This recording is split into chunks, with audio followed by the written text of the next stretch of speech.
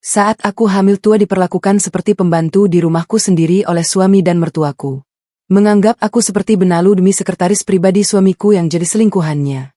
Kubuat mereka sadar dan kucabut semua kesombongannya dan kini menjadi gelandangan. Assalamualaikum warahmatullahi wabarakatuh. Halo Sobat Cerita Putri dimanapun berada. Kali ini Putri akan bercerita yang bisa menyayat hati dan semoga bisa menjadi motivasi yang baik untuk kita semua. Sebelumnya bunda-bunda absen dulu dari daerah mana saja. Untuk yang sudah subscribe, Putri ucapkan terima kasih dan semoga selalu lancar rezekinya. Amin ya robbal alamin. Mari kita mulai ceritanya. Aku menarik napas dalam-dalam, membiarkan udara malam Jakarta yang pengap memenuhi paru-paruku. Di bawah sana, dari ketinggian lantai 48 penthouse ini, kota terhampar seperti hamparan permata yang berkelip-kelip. Indah, mempesona. Namun aku tahu betul, di balik setiap titik cahaya itu, ada ribuan cerita yang bersembunyi, termasuk ceritaku. Namaku Nadia. Dan pada usia 32 tahun, aku hidup dalam sebuah lelucon tragis yang dirancang oleh takdir, namun dibiayai sepenuhnya oleh dompetku sendiri. Di mata dunia luar, aku adalah wanita beruntung yang diangkat derajatnya oleh Hendra Saputra, seorang direktur operasional muda yang gagah, karismatik, dan sedang naik daun. Mereka melihatku sebagai istri rumahan yang sederhana, sedikit kusam, dan saat ini sedang membengkak karena hamil 7 bulan. Mereka berbisik bahwa aku seharusnya bersujud syukur karena pria setampan Hendra mau memungut anak yatim piatu sepertiku.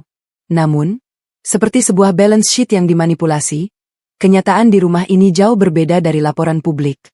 Rumah bergaya Mediterania di kawasan elit Jakarta Selatan ini, dengan pilar-pilar marmer impor dan chandelier kristal yang menggantung angku di ruang tamu, bukanlah hasil keringat Hendra.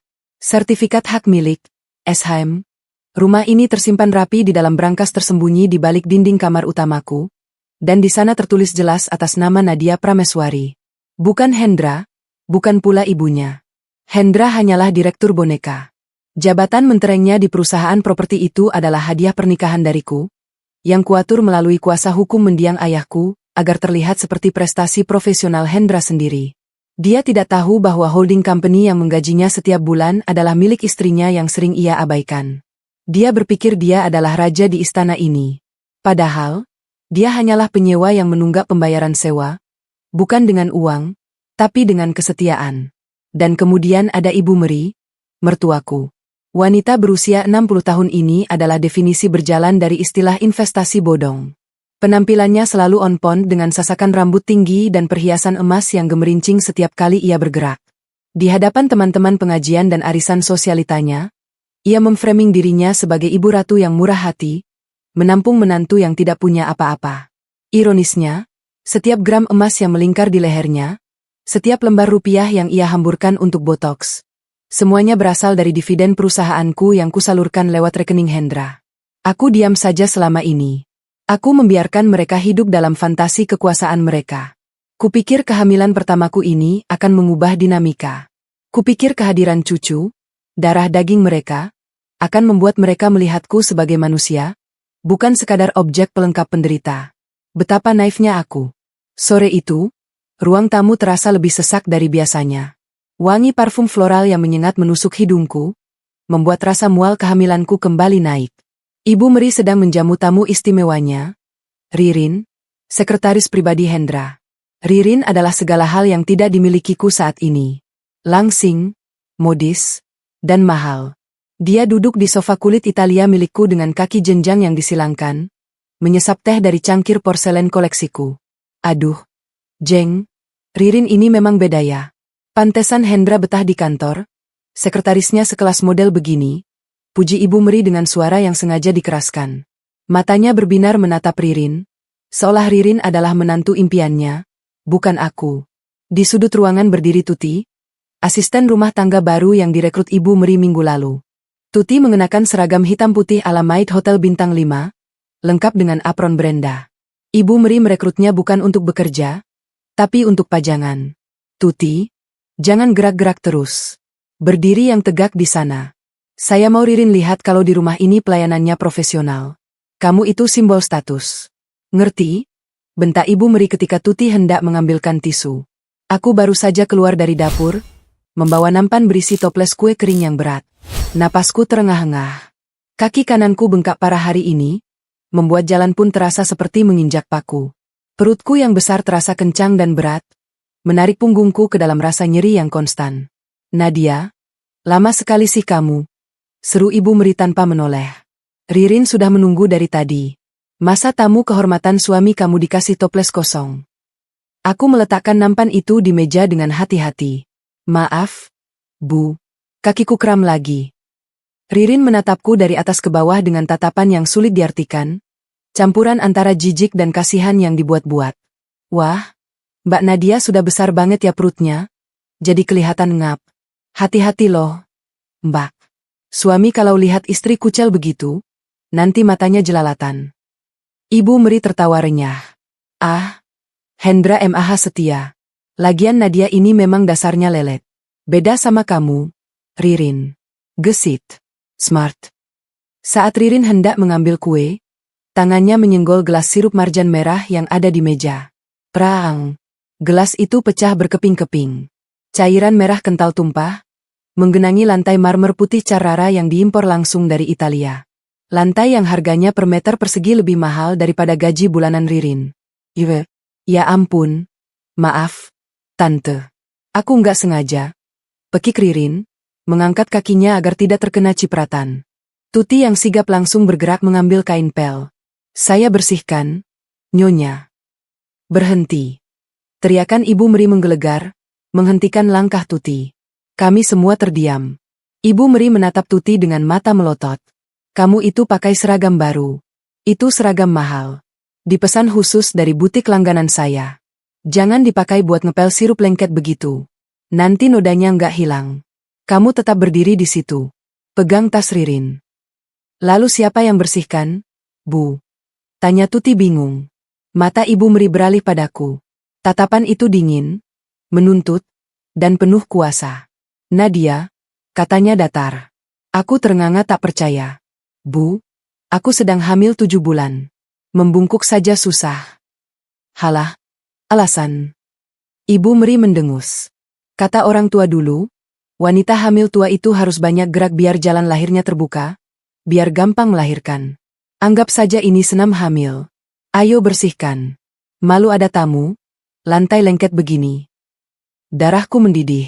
Ini bukan tentang kebersihan. Ini tentang dominasi. Ibu Meri ingin menunjukkan pada Ririn siapa ratu di rumah ini dan siapa babunya. Dia ingin merendahkan pemilik rumah di depan seorang sekretaris rendahan. Aku menatap Ririn. Wanita itu hanya menutup mulutnya, pura-pura kaget. Tapi matanya memancarkan kepuasan. Dia tidak menawarkan bantuan. Dengan napas tertahan, aku mengambil kain pel dari tangan Tuti. Lututku gemetar saat aku mencoba menurunkan tubuhku yang berat ke lantai. Rasa nyeri menusuk pinggangku seperti belati. Aku mulai mengelap cairan merah itu. Setiap gerakan adalah siksaan fisik dan mental. Aku, Nadia Prameswari, pemilik aset senilai ratusan miliar rupiah, sedang merangkak membersihkan tumpahan minuman pelakor di rumahku sendiri. Suara pintu depan terbuka mengalihkan perhatian mereka. Hendra pulang. Langkah kakinya terdengar mantap. Dia masuk ruang tamu. Wangi parfum mahalnya yang dibeli dengan kartu kredit tambahanku mengisi ruangan. Sayang, kamu sudah pulang? Sambut Ririn dengan nada manja yang menjijikkan, seolah dialah istrinya. Hendra tersenyum lebar melihat Ririn. Ririn, rajin banget main kesini lagi, bahas proyek. Lalu pandangannya jatuh ke lantai, ke arahku yang sedang berlutut dengan wajah berkeringat dan daster rumahan yang basah. Hening sejenak. Aku mendongak, menatap mata suamiku. Tolong aku, teriakku dalam hati. Tolong istrimu, marahi ibumu. Suruh Tuti yang mengerjakan ini. Hendra menatapku, lalu menatap Ririn yang duduk cantik. Dia tertawa kecil. Baguslah, Bu, kata Hendra santai sambil melangkahi kakiku seolah aku adalah gundukan sampah. Nadia memang perlu banyak olahraga. Badannya sudah terlalu bengkak. Nanti susah kurusnya habis lahiran. Biar dia gerak sedikit. Lalu dia duduk di samping Ririn. Sepatu baru? SIS? Bagus. Cocok di kaki kamu yang mulus. Dunia rasanya berhenti berputar. Rasa sakit di pinggangku hilang seketika, digantikan oleh rasa dingin yang merambat cepat dari ulu hati ke seluruh nadi. Aku kembali menunduk, melanjutkan gerakan tanganku mengelap lantai. Bukan karena aku patuh, tapi karena aku perlu menyembunyikan seringai tipis yang baru saja terukir di bibirku. Mereka tidak sadar, cairan merah yang kupel ini bukan sekadar sirup. Ini adalah tinta merah pertama dalam buku audit kehidupan mereka. Hendra baru saja menandatangani surat kematian finansialnya sendiri, dan Ibu Meri baru saja menjadikan dirinya target utama dalam proyek likuidasi aset yang akan segera kuluncurkan. Nikmatilah tawa kalian hari ini, bisikku pada lantai marmer dingin itu. Karena besok kalian akan menangis darah di atas tanah yang bukan lagi milik kalian. Aroma beef Wellington dan truffle mushroom soup yang menguar dari ruang makan seharusnya menggugah selera. Namun, bagi wanita hamil sepertiku yang baru saja selesai mengepel lantai dengan lutut gemetar, aroma itu justru memicu gelombang mual yang hebat. Meja makan mahogani panjang yang kupesan khusus dari pengrajin Jepara 3 tahun lalu, kini telah ditata rapi. Lilin-lilin aromaterapi menyala redup, menciptakan suasana intim yang mewah. Peralatan makan perak Christofle berkilauan ditimpa cahaya lampu gantung, siap menyentuh bibir orang-orang yang tidak pernah mengeluarkan 1 rupiah pun untuk membelinya. Ririn duduk di sebelah Hendra, biar diskusinya enak. Perintah Ibu Meri dengan senyum lebar, menunjuk kursi di sebelah kanan kepala meja, tempat Hendra duduk bak raja. Ririn mengangguk sopan, mengibaskan rambut badainya yang tergerai indah. Terima kasih, Tante. Duh, repot-repot banget sih, sampai masak begini. Ah, ini catering langganan Tante. Mahal, loh. Ini chefnya lulusan Prancis. Bohong Ibu Meri tanpa berkedip. Padahal, akulah yang mentransfer uang pelunasannya tadi pagi menggunakan rekening pribadiku karena kartu debit Hendra sudah over limit. Fakta yang tentu saja tidak diketahui Ririn. Aku berdiri di ambang pintu dapur, masih dengan daster yang sedikit basah di bagian lutut. Tanganku memegang serbet, bingung harus duduk di mana. Kursi di sebelah kiri Hendra, tempatku biasanya, telah diletakkan tas Hermes milik Ibu Meri. Nadia, ngapain bengong di situ? Tegur Hendra. Nadanya ketus. Wajahnya yang tadi berseri saat bicara dengan Ririn langsung berubah masam begitu melihatku. Aku mau duduk, Mas, jawabku pelan. Ibu Meri berdecak, seolah permintaanku adalah hal paling tidak masuk akal di dunia. Aduh, Nat, kamu lihat kan mejanya penuh? Lagian, kamu itu lagi hamil besar. Makan di meja makan begini sempit. Nanti nyenggol-nyenggol Ririn, bikin enggak nyaman tamu. Ririn terkikik kecil, menutup mulutnya dengan serbet. Iya sih, Mbak Nadia perutnya lagi extra size. Takutnya nanti piringnya kesenggol perut. Kamu makan di dapur saja sama Tuti, atau nanti belakangan setelah kami selesai. Putus Ibu Meri tanpa rasa bersalah. Sekalian, tuh, tolong tuangkan air putih ke gelas Ririn. Dia haus. Diusir dari meja makan di rumah sendiri. Disuruh melayani pelakor seperti pelayan restoran. Aku menarik napas panjang, menahan gemuruh di dada yang rasanya ingin meledak. Sabar, Nadia. Mantraku dalam hati. Jangan emosi sekarang. Emosi membuatmu ceroboh. Kalkulasi membuatmu menang. Dengan langkah berat, aku berjalan mendekati meja, mengambil pitcher kristal berisi air es lemon. Tanganku sedikit gemetar karena lelah, membuat air itu berguncang. Hati-hati dong, sentak Hendra saat 1 tetes air jatuh ke taplak meja. Kamu ini kenapa sih hari ini? Lelet, ceroboh, kucel, bikin malu aja.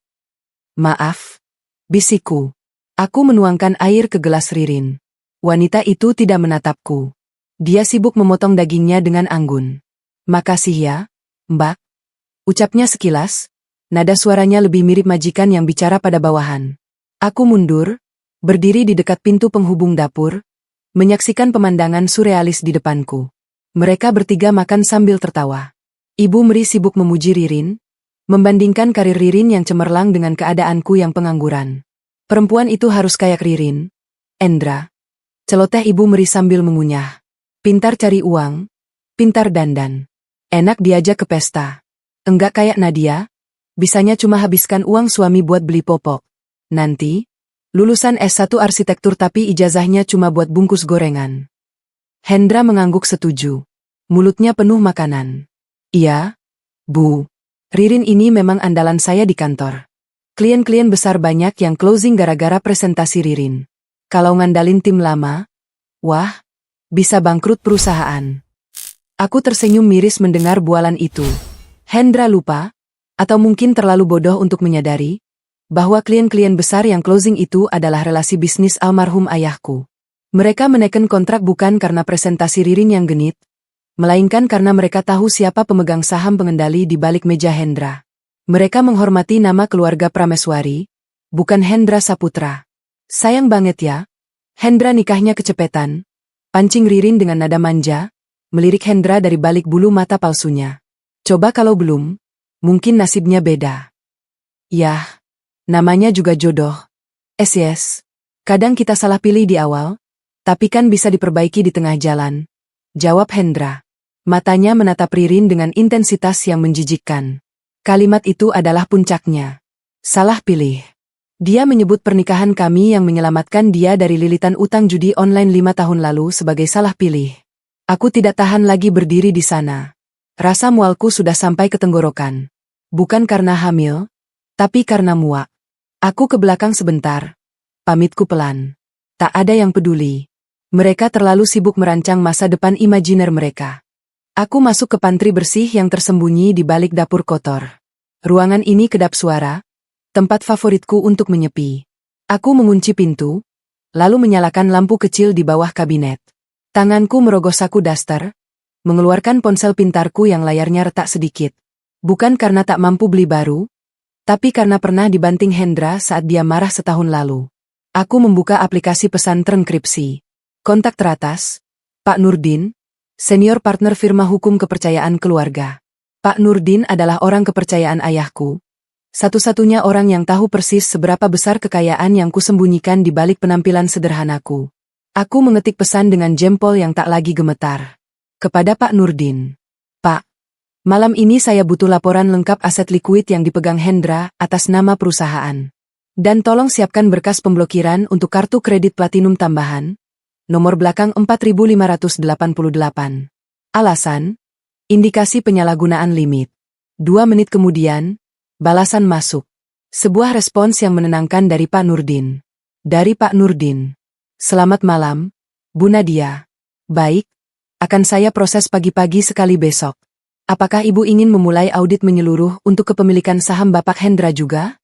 Sesuai perjanjian pranikah, Ibu punya hak veto untuk membekukan posisinya. Aku menatap layar itu. Opsi membekukan posisi itu artinya memecat suamiku sendiri, mencabut gelarnya, dan menjadikannya pengangguran dalam 1 kali tanda tangan. Aku mengetik balasan singkat kepada Pak Nurdin. Kepada Pak Nurdin. Siapkan berkasnya. Jangan dieksekusi dulu. Saya butuh 1 bukti lagi yang tak terbantahkan. Tapi untuk kartu kredit, matikan besok pagi. Saya ingin lihat bagaimana direktur utama membayar hotel selingkuhannya tanpa uang saya. Dari Pak Nurdin. Dimengerti, Bu. Jaga kesehatan Ibu dan calon pewaris. Kami semua di kantor ada di belakang Ibu. Aku mematikan layar ponsel, memasukkannya kembali ke saku. Calon pewaris. Ya?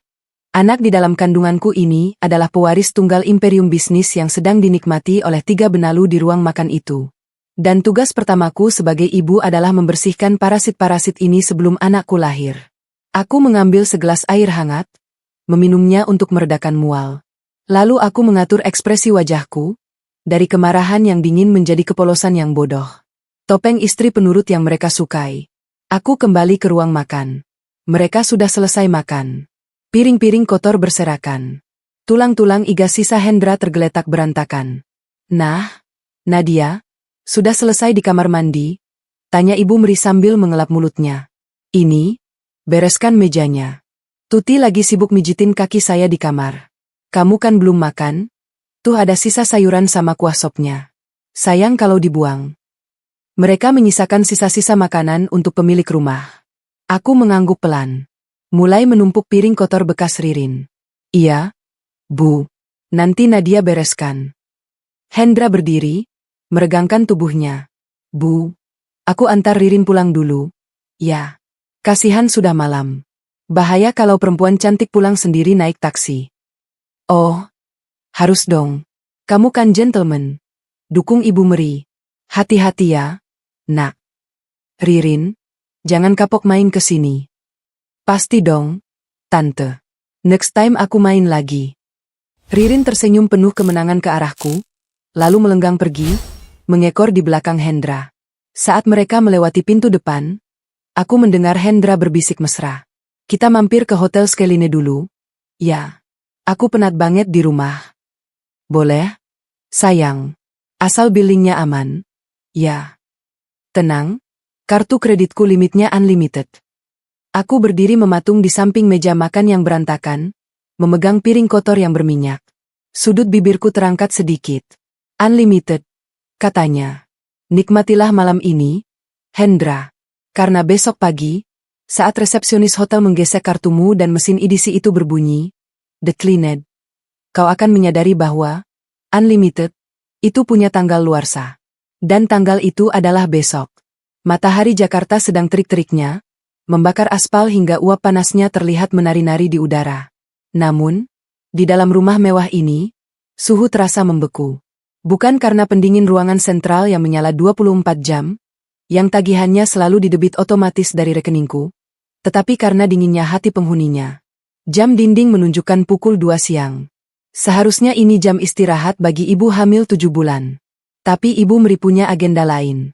Nadia, itu gorden di ruang tamu belum diganti. Masa mau pakai yang warna krim terus?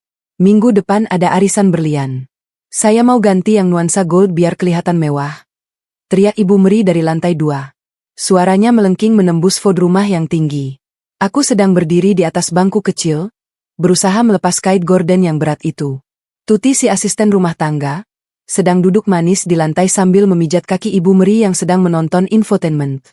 Iya, Bu. Sebentar, ini kaitnya macet. Jawabku dengan napas tersengal. Keringat dingin membasahi pelipis dan punggungku. Sejak pagi, perutku terasa kencang dengan cara yang tidak wajar. Ada rasa nyeri tumpul di bagian bawah perut yang datang dan pergi seperti ombak. Tapi aku berusaha mengabaikannya. Aku tidak mau dibilang lemah atau drama lagi. Tiba-tiba, saat aku merentangkan tangan untuk meraih ujung rel gorden, rasa nyeri itu menghantamku dengan kekuatan penuh. Rasanya seperti ada tangan tak kasat mata yang meremas rahimku dengan kencang. Ah! Pekiku tertahan. Keseimbanganku goyah. Bangku kecil itu bergeser. Aku jatuh terduduk di lantai keras dengan bunyi gedebuk yang cukup kencang. Untungnya, bokongku mendarat duluan, bukan perutku. Tapi guncangan itu membuat rasa sakit di perutku semakin menjadi-jadi. Ya ampun, berisik sekali sih. Ibu Meri menjenguk dari balkon lantai 2. Wajahnya penuh iritasi. Nadia, kamu mau ngerusak lantai marmer lagi? Gordennya jangan ditarik paksa. Nanti robek itu, kain sutra mahal. Dia mengkhawatirkan kain gorden, bukan menantunya yang baru saja jatuh. Bu, tolong. Rintihku sambil memegangi perut. Sakit, Bu. Perutku kram banget. Sepertinya kontraksi. Ibu Meri mendengus keras. Dia menuruni tangga dengan langkah santai. Tidak ada sedikit pun kepanikan di wajahnya. Dia berdiri di hadapanku yang sedang meringkuk kesakitan, menatapku seperti melihat kucing liar yang masuk rumah. Halah, kamu itu baru hamil 7 bulan. Belum waktunya lahiran. Paling juga masuk angin atau Braxton Hicks. Apalah itu istilah dokternya. Kontraksi palsu. Cemohnya. Tuti, ambilkan minyak angin, olesin perutnya. Jangan manja, Nadia. Dulu saya hamil Hendra, masih bisa nyangkul di sawah kakeknya Hendra. Enggak ada tuh ngeluh-ngeluh jatuh dari bangku. Bu, ini beda sakit banget. Tolong antar ke rumah sakit. Air mataku mulai menetes. Rasa takut kehilangan bayiku mulai menjalar, mengalahkan rasa sakit fisiknya. Duh, saya lagi nunggu kurir pakai tas Gucci saya. Enggak bisa ditinggal. Kamu telepon suamimu sana. Kan dia yang bikin anak. Masa ibunya yang disuruh repot? Dengan tangan gemetar, aku meraih ponsel di saku daster. Aku menekan speed dial nomor 1. Mas Hendra? Panggilan pertama tidak diangkat. Panggilan kedua ditolak. Panggilan ketiga. Halo? Apa sih? Rom? Aku lagi sibuk banget ini. Suara Hendra menyentak di telingaku. Nadanya tinggi, penuh emosi. Latar belakang suaranya terdengar bising, seperti suara musik lounge dan denting gelas. Mas, tolong pulang atau jemput aku. Aku jatuh. Perutku sakit sekali. Aku takut bayi kita kenapa-napa. Hening sejenak. Aku berharap mendengar suara kekhawatiran seorang ayah. Jatuh, bentaknya, bukannya bertanya keadaanku. Makanya, kalau jalan lihat-lihat, aku nggak bisa pulang sekarang. Aku lagi meeting krusial sama investor di Ritz-Carlton. Ini deal miliaran. Nadia, kamu jangan ngerusak konsentrasi aku dengan drama receh kamu. Tapi Mas, ini darurat. Nadia, cukup. Kamu itu di rumah ada ibu, ada Tuti. Minta tolong mereka, jangan manja. Lagian, kartu kreditku tadi pagi tiba-tiba ditolak pas mau bayar sarapan klien. Aku lagi pusing ngurusin ini sama bank. Malu-maluin aja. Kamu. Urus diri kamu sendiri dulu. Klik. Sambungan diputus. Dia lebih peduli pada kartu kreditnya yang terblokir, hadiah kecilku pagi tadi, daripada nyawa anaknya. Dan meeting investor? Aku tahu jadwal Hendra. Hari ini tidak ada pertemuan investor. Aku menatap layar ponsel yang gelap dengan pandangan kabur. Rasa sakit di perutku semakin tajam, tapi rasa sakit di hatiku jauh lebih mematikan. Aku mendongak menatap Ibu Meri. Dia sudah kembali duduk di sofa, asyik dengan ponselnya, mengabaikanku sepenuhnya. Saat itulah sesuatu dalam diriku patah, dan sesuatu yang lain, yang jauh lebih keras dan dingin, tumbuh menggantikannya. Aku tidak lagi memohon. Aku berhenti menangis. Dengan sisa tenaga, aku memesan taksi online. Aku menyeret tubuhku sendiri keluar dari rumah megah itu, melewati gerbang tinggi yang kubangun untuk melindungi keluarga ini, yang ternyata menjadi penjara bagiku. Di rumah sakit ibu dan anak Premier, rumah sakit terbaik di Jakarta yang saham mayoritasnya dimiliki oleh kolega dekat ayahku, aku langsung ditangani di IGD. Ibu Nadia, tekanan darah ibu tinggi sekali. Ini berbahaya buat janin. Ibu mengalami stres berat dan kelelahan fisik ekstrim yang memicu kontraksi dini. Untungnya, belum ada pembukaan. Tapi ibu harus bedrest total minimal seminggu. Jelas Dokter Renata, dokter kandungan senior yang sudah mengenal keluargaku sejak lama. Dokter Renata menatapku prihatin. Suaminya mana? Bu, kok sendirian? Dia sedang sibuk, Dok. Meeting. Jawabku datar. Setelah disuntik obat penguat kandungan dan penenang, aku dipindahkan ke kamar rawat inap VVIP. Bukan kamar yang biasa-biasa saja. Aku meminta kamar presidential suite. Aku tidak peduli lagi soal menyembunyikan kekayaan. Aku butuh kenyamanan, dan aku punya uang untuk membayarnya. Di kesunyian kamar mewah yang dingin itu, aku membuka ponselku. Notifikasi Instagram muncul. Sebuah akun gosip memposting foto terbaru. @lambegosip_corp. Cie, Bapak Direktur Properti, inisial D, terciduk lagi lunch mesra sama sekretarisnya di restoran Rooftop Hits. Katanya meeting. Kok suap-suapan? Istrinya yang lagi hamil apa kabar ya? Foto itu buram, tapi jelas Hendra dan Ririn duduk di restoran mahal. Bukan meeting. Mereka sedang tertawa. Ririn menyuapkan kue ke mulut Hendra. Dan caption lokasi di foto itu, Sky Lounge, pukul 14.30 waktu Indonesia Barat. Tepat di saat aku meneleponnya sambil menangis kesakitan. Dia tidak meeting miliaran. Dia sedang berselingkuh, menggunakan sisa uang tunai karena kartu kreditnya sudah kublokir. Aku menatap foto itu lama sekali. Anehnya, aku tidak merasa sedih. Air mataku sudah kering di lantai marmer tadi siang. Yang tersisa hanyalah kalkulasi yang jernih dan kejam. Aku menekan tombol panggil ke Pak Nurdin.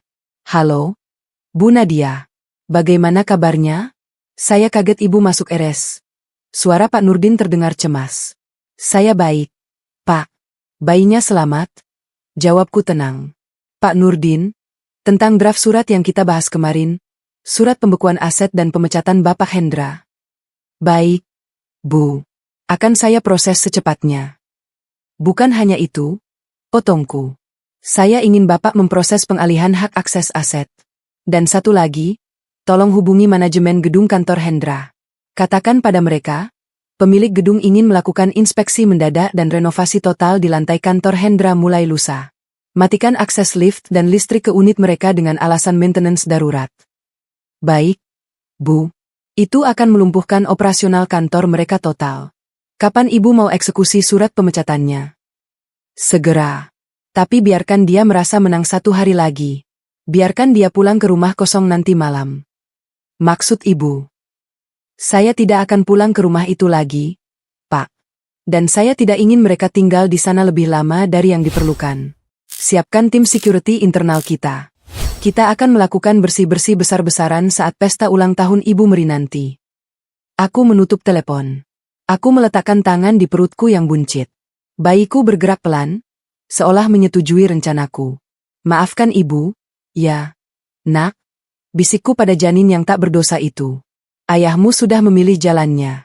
Dia memilih pelakor dan ibunya daripada kita. Jadi, Ibu akan pastikan saat kamu lahir nanti, tidak ada satupun benalu yang tersisa di hidup kita. Hari ini mereka mengabaikan tangisanku. Besok, aku akan pastikan mereka tidak punya suara lagi untuk menangis. Pemicu telah ditarik. Pelurunya sudah melesat, dan targetnya tepat di dahi kebanggaan mereka. Ruang rawat inap Presidential Suite di RS Premier ini hening. Hanya terdengar dengungan halus dari mesin penjernih udara dan detak jenadia jam dinding yang lambat. Di luar jendela kaca setinggi langit-langit, Jakarta tampak sibuk dan kacau, persis seperti kehidupan rumah tanggaku yang baru saja kutinggalkan.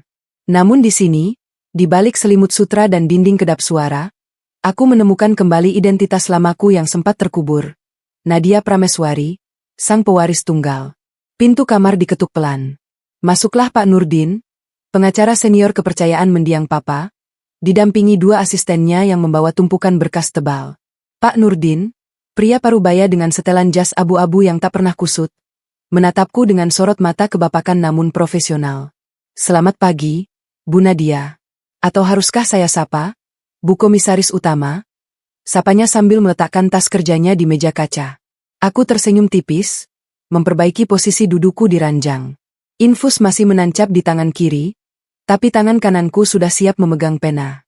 Pagi, Pak Nurdin. Simpan formalitasnya. Kita punya banyak pekerjaan kotor yang harus diselesaikan dengan cara bersih. Pak Nurdin mengangguk, lalu memberi isyarat pada asistennya untuk menggelar peta perang di hadapanku. Di atas meja, terhampar dokumen-dokumen yang selama ini menjadi rahasia terbesarku. Dokumen yang membuktikan bahwa kehidupan mewah Hendra dan Ibu Meri hanyalah sebuah sandiwara yang kuproduseri. Mari kita rekapitulasi aset, Bu. Pak Nurdin membuka tabletnya.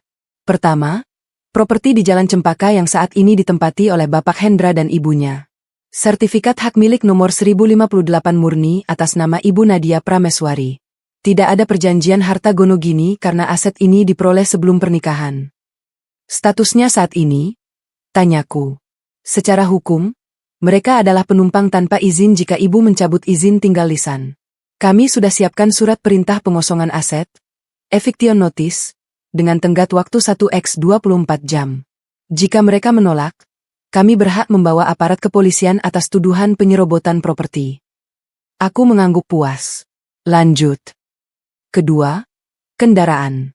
3 mobil mewah di garasi, BMW seri 7 yang dipakai Ibu Meri ke arisan, dan Mercedes-Benz S-Class yang dipakai Pak Hendra.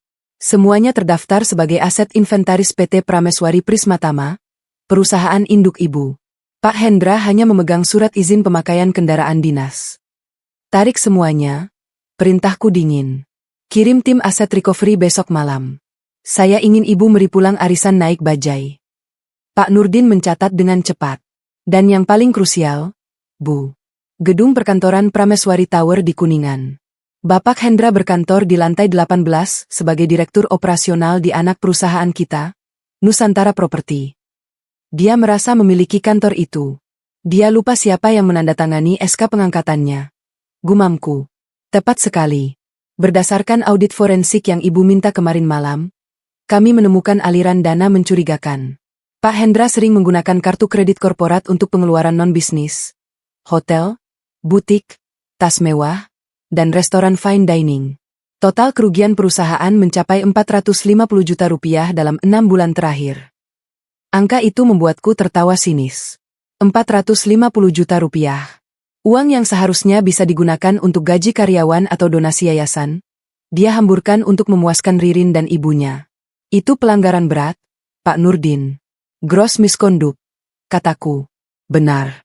Ini memberikan Ibu landasan hukum yang sangat kuat untuk melakukan pemutusan hubungan kerja, PHK, secara tidak hormat, tanpa pesangon, dan bahkan menuntut ganti rugi perdata.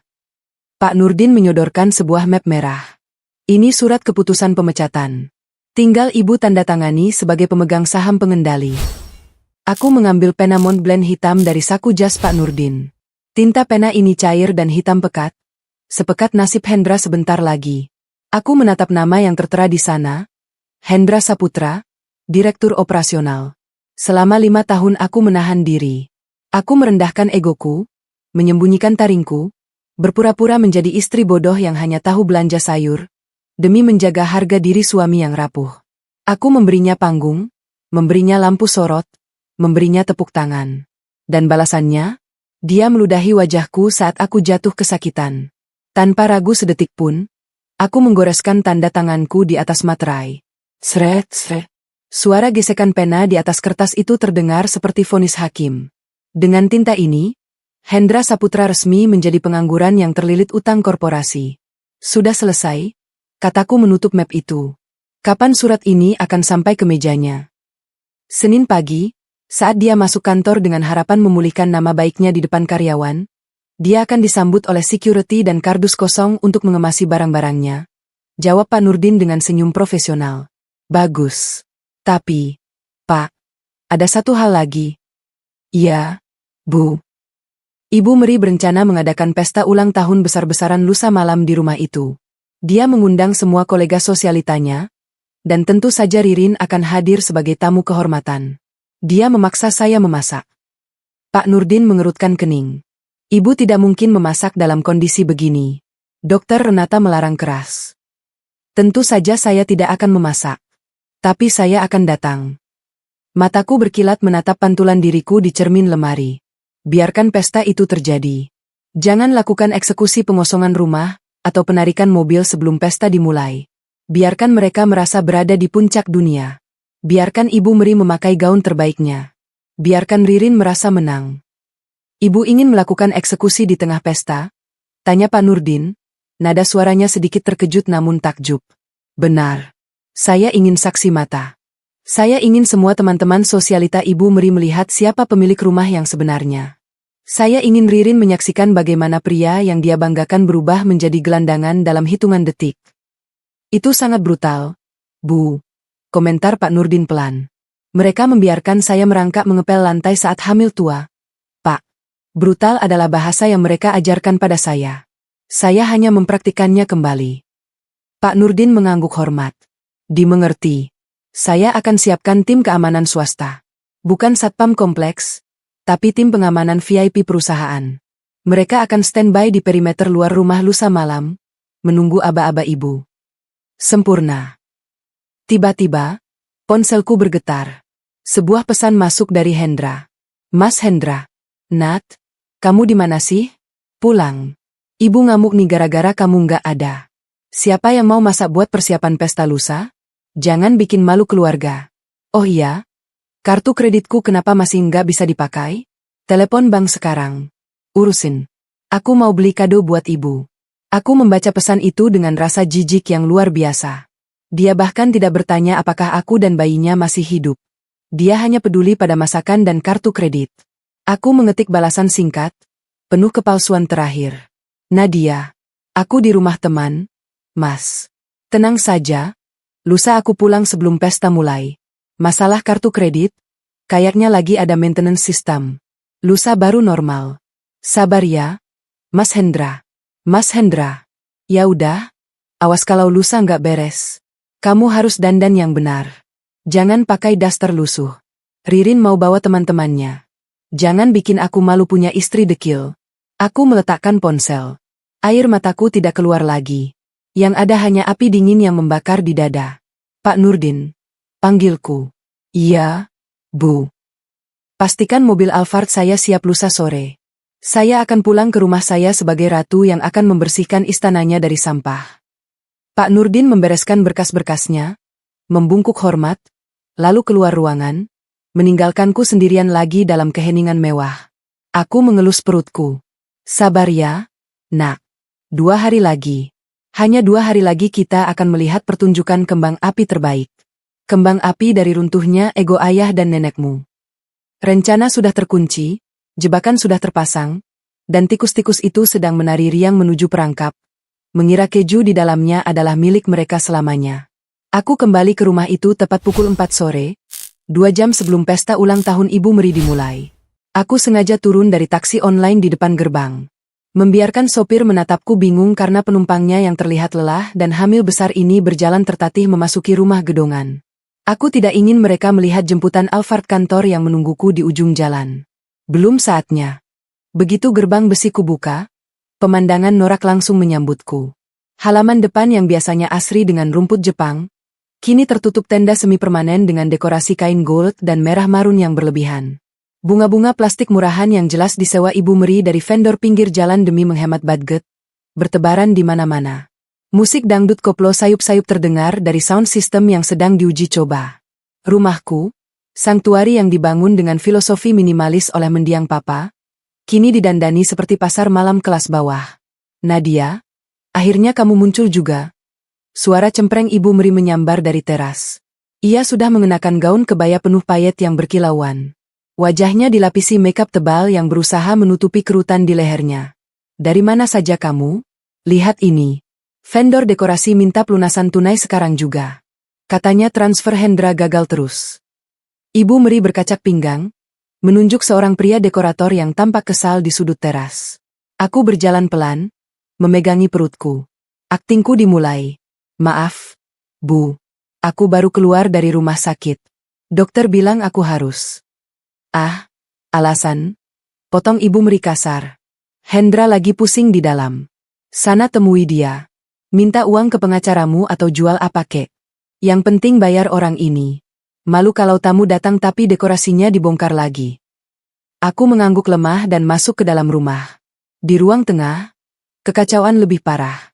Hendra sedang mondar-mandir sambil memaki-maki ponselnya. Wajahnya merah padam. Keringat sebesar biji jagung menetes di pelipisnya. Ia terlihat seperti tikus yang terpojok. Halo, Pak. Tolonglah. Kartu saya limitnya unlimited. Ini pasti kesalahan sistem. Jangan ditolak transaksinya. Teriak Hendra ke ponsel. Ia membanting ponsel itu ke sofa saat melihatku masuk. Nadia. Hendra menerjang ke arahku. Ia mencengkeram lengan atasku dengan kuat. Cukup kuat untuk meninggalkan lebam besok pagi. Kamu apakan kartu kredit tambahannya? Kenapa semua dekline? Aku mau bayar sisa catering sama wine buat pesta ibu, tapi nggak bisa. Aku meringis sakit. Tapi diam-diam, tangan kananku yang bebas merogoh saku daster, menekan tombol record di aplikasi perekam suara yang sudah kusiapkan sejak di taksi. Sakit. Mas, lepaskan. Aku nggak tahu apa-apa. Mungkin karena Mas sering pakai buat belanja barang mahal bulan ini. Kan ada limit wajar. Limit wajar apanya? Itu kartu platinum. Hendra mengguncang tubuhku. Sekarang kamu telepon pengacaramu, si tua Bangka Nurdin itu. Minta dia transfer 50 juta rupiah ke rekeningku. Sekarang. 50 juta rupiah buat apa? Mas? Uang warisanku tinggal sedikit. Itu buat biaya lahiran nanti. Pancingku. Persetan sama lahiran. Bentak Hendra. Suaranya menggelegar, terekam jernih di ponselku. Aku butuh uang buat bayar pesta ini. Buat bayar wine. Ibu mau pesta ini sempurna. Kalau kamu nggak kasih uang, jangan harap kamu dan anak sialan di perutmu itu aku urus. Ingat, ancaman penelantaran anak, pemerasan, kekerasan fisik. Aku menatap mata suamiku, pria yang dulu berjanji melindungiku di altar. Tidak ada cinta di sana, hanya ketamakan yang panik. Mas, jadi pesta ibu lebih penting daripada anak kita? Tanyaku lirih, memastikan audio menangkap konteks emosional. Yalah, ibu itu orang tua. Harus dihormati. Kamu sebagai istri harusnya tahu diri. Kamu numpang di rumah ini, makan dari gaji saya, jadi kamu harus turuti apa kata saya. Numpang, gaji saya. Aku menahan tawa getir yang ingin meledak. Gaji yang kau banggakan itu adalah uang jajanku, Mas. Dan rumah yang kau klaim ini. Sudahlah. Baik, Mas. Aku akan usahakan. Jawabku pelan, melepaskan cengkeramannya. Tapi aku harus ke kamar dulu. Ambil token bank. Hendra melepasku dengan kasar. Buruan. 5 menit enggak ada transferan. Aku seret kamu keluar. Aku berjalan menuju kamar utama. Di sana, aku tidak mengambil token bank. Aku mengunci pintu, lalu mengirimkan rekaman suara barusan ke Pak Nurdin via cloud. Nadia. Pak Nurdin, bukti tambahan untuk hak asuh anak penuh dan perintah penahanan jika diperlukan. Dia baru saja melakukan kekerasan fisik. Dari Pak Nurdin. Diterima, Bu. Tim keamanan kami sudah bergerak mendekati lokasi. Mereka akan menyamar sebagai tamu undangan tak dikenal sampai ibu beri kode. Aku mengganti pakaianku. Bukan dengan gaun pesta. Aku mengenakan daster batik lusuh yang sudah pudar warnanya. Daster yang biasa kupakai untuk memasak. Aku juga menghapus sedikit bedak di wajahku, membiarkan kantung mata dan pucatnya wajahku terlihat jelas. Aku ingin kontras itu terlihat nyata. Sang ratu pesta dengan kebaya jutaan rupiah, melawan menantu babu yang hamil dan sakit-sakitan. Saat aku keluar kamar, Ibu Meri sudah berdiri di depan pintu dapur. Nah, sudah selesai drama sama suamimu, sindirnya. Sekarang masuk dapur. Catering yang datang ternyata kurang nasi dan lauknya. Kamu masak nasi goreng seafood yang banyak. Tamu saya suka makan. Jangan sampai kurang. Tapi, Bu, kakiku masih bengkak. Masak sambil duduk? Bisa. Jangan manja. Ririn saja tadi nawarin diri mau bantu atur bunga. Masa kamu yang istri sah nggak mau kerja? Malu dong sama Ririn. Selalu Ririn. Baik, Bu. Nadia masak. Jawabku patuh. Aku masuk ke dapur, tempat di mana aku menghabiskan sebagian besar pernikahanku. Tersembunyi, bekerja dalam diam, melayani ego mereka. Tapi kali ini, aku tidak menyalakan kompor. Aku duduk di kursi kayu di sudut dapur, mendengarkan keramaian di luar mulai meningkat. Suara mobil-mobil mewah berdatangan. Suara tawa Ibu Meri yang melengking menyambut teman-temannya. Suara Hendra yang sok akrab menyapa tamu, berpura-pura menjadi tuan rumah yang sukses. Mereka tidak tahu, nasi goreng yang kali ini bumbunya berbeda. Aku membuka ponsel, mengecek CCTV yang terpasang di ruang tamu, akses yang hanya kumiliki sebagai admin smart home yang sebenarnya. Di layar, aku melihat Ririn datang. Dia mengenakan gaun merah menyala, memeluk lengan Hendra dengan mesra di depan umum. Ibu Meri mencium pipi Ririn, lalu berbisik sambil menunjuk ke arah dapur. Mungkin sedang menertawakanku. Aku melihat jam tangan. Pukul 18.30. Waktu pertunjukan tinggal 30 menit lagi. Aku bangkit. Bukan untuk mengambil wajan, tapi untuk mengambil segelas air dingin dari kulkas. Aku meminumnya perlahan, merasakan sensasi dingin menjalar ke seluruh tubuh, menenangkan detak jantungku yang memburu karena adrenalin. Nikmatilah wine kalian, bisikku pada layar CCTV yang menampilkan wajah Hendra yang sedang bersulang. Karena itu adalah gelas terakhir yang bisa kalian beli dengan uangku. Aku merapikan daster lusuhku, mengikat rambutku asal-asalan agar terlihat semakin menyedihkan. Sudah waktunya sang babu keluar dari dapur dan memperkenalkan diri sebagai pemilik istana. Aku melangkah menuju pintu penghubung ruang tamu. Di balik pintu ini, perang dimulai. Dan aku tidak akan membawa bendera putih. Aku membawa surat pengusiran. Aroma parfum mahal yang bercampur dengan bau alkohol murahan menyeruak masuk melalui celah pintu dapur yang sedikit terbuka. Di luar sana, di ruang tamu megah milikku yang malam ini disulap menjadi barak pasar malam oleh selera norak Ibu Meri, puluhan sosialita Jakarta sedang berpesta. Aku menatap pantulan diriku di cermin kecil di atas wastafel dapur. Rambutku kuikat asal-asalan dengan karet gelang merah bekas bungkus nasi uduk. Wajahku berminyak tanpa bedak, membiarkan lingkaran hitam di bawah mata terlihat jelas. Daster batik yang kukenakan sudah pudar warnanya, dengan sedikit noda kecap di bagian perut yang membuncit. Sempurna. Ini adalah kostum terbaik untuk peran yang mereka berikan padaku. Si upik abu yang tak diinginkan. Nadia, mana nasi gorengnya? Tamu-tamu sudah lapar, cateringnya habis. Teriakan Ibu Meri terdengar lagi. Kali ini lebih panik. Rupanya, budget catering yang dipotong Hendra demi membelikan Ririn gelang emas membuat porsi makanan menjadi sangat sedikit. Tamu-tamu kelaparan, dan sekarang sang pemilik rumah yang hamil tua harus memberi makan para benalu ini. Aku mengangkat nampan besar berisi piring-piring nasi goreng seafood yang baru saja kumasak. Baunya Nadia, tapi hatiku kecut.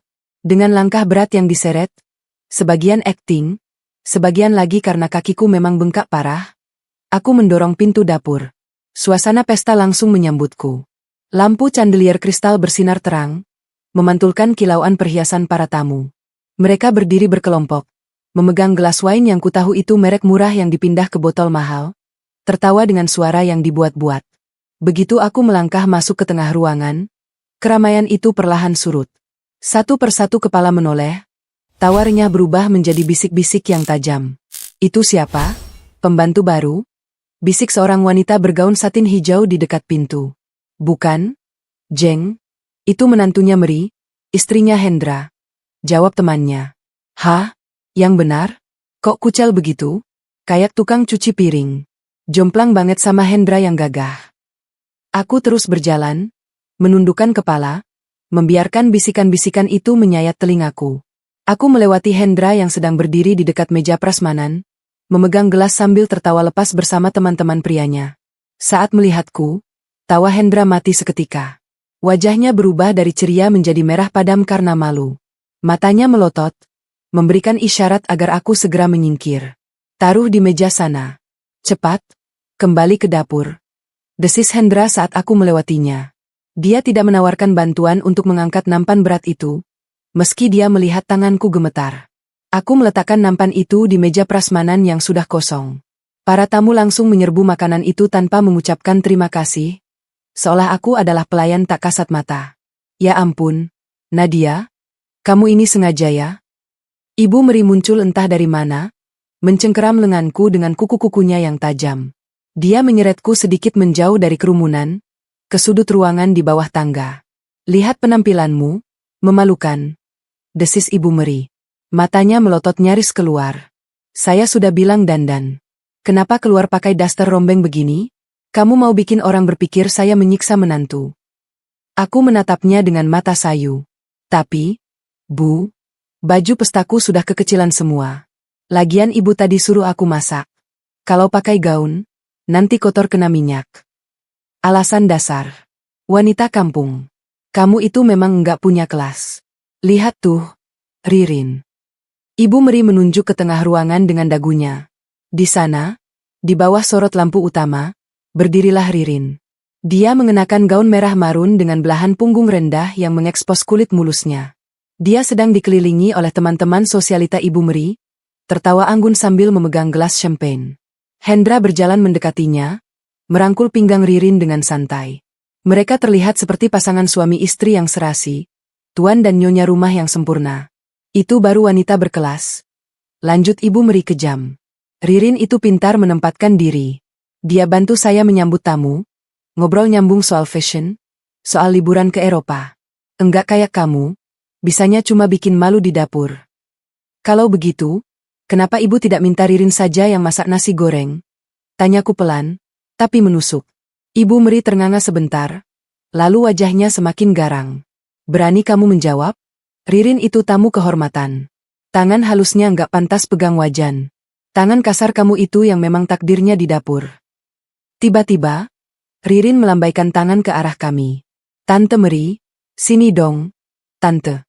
Kita mau foto bareng nih buat Instagram story. Seru Ririn dengan suara manja yang sengaja dikeraskan. Ibu Meri langsung mengubah ekspresinya dari nenek sihir menjadi ibu primadona sekejap. Iya, sayang, Tante datang. Dia bergegas menghampiri Ririn dan Hendra. Namun sebelum dia sampai, Ririn menatapku. Tatapan matanya licik, penuh kemenangan. Dia membisikkan sesuatu pada Hendra. Lalu Hendra mengangguk sambil tertawa. Mbak Nadia, panggil Ririn. Suaranya menggema di ruangan yang mulai hening karena semua mata tertuju pada sang primadona. Aku diam di tempat. Sini dong, Mbak.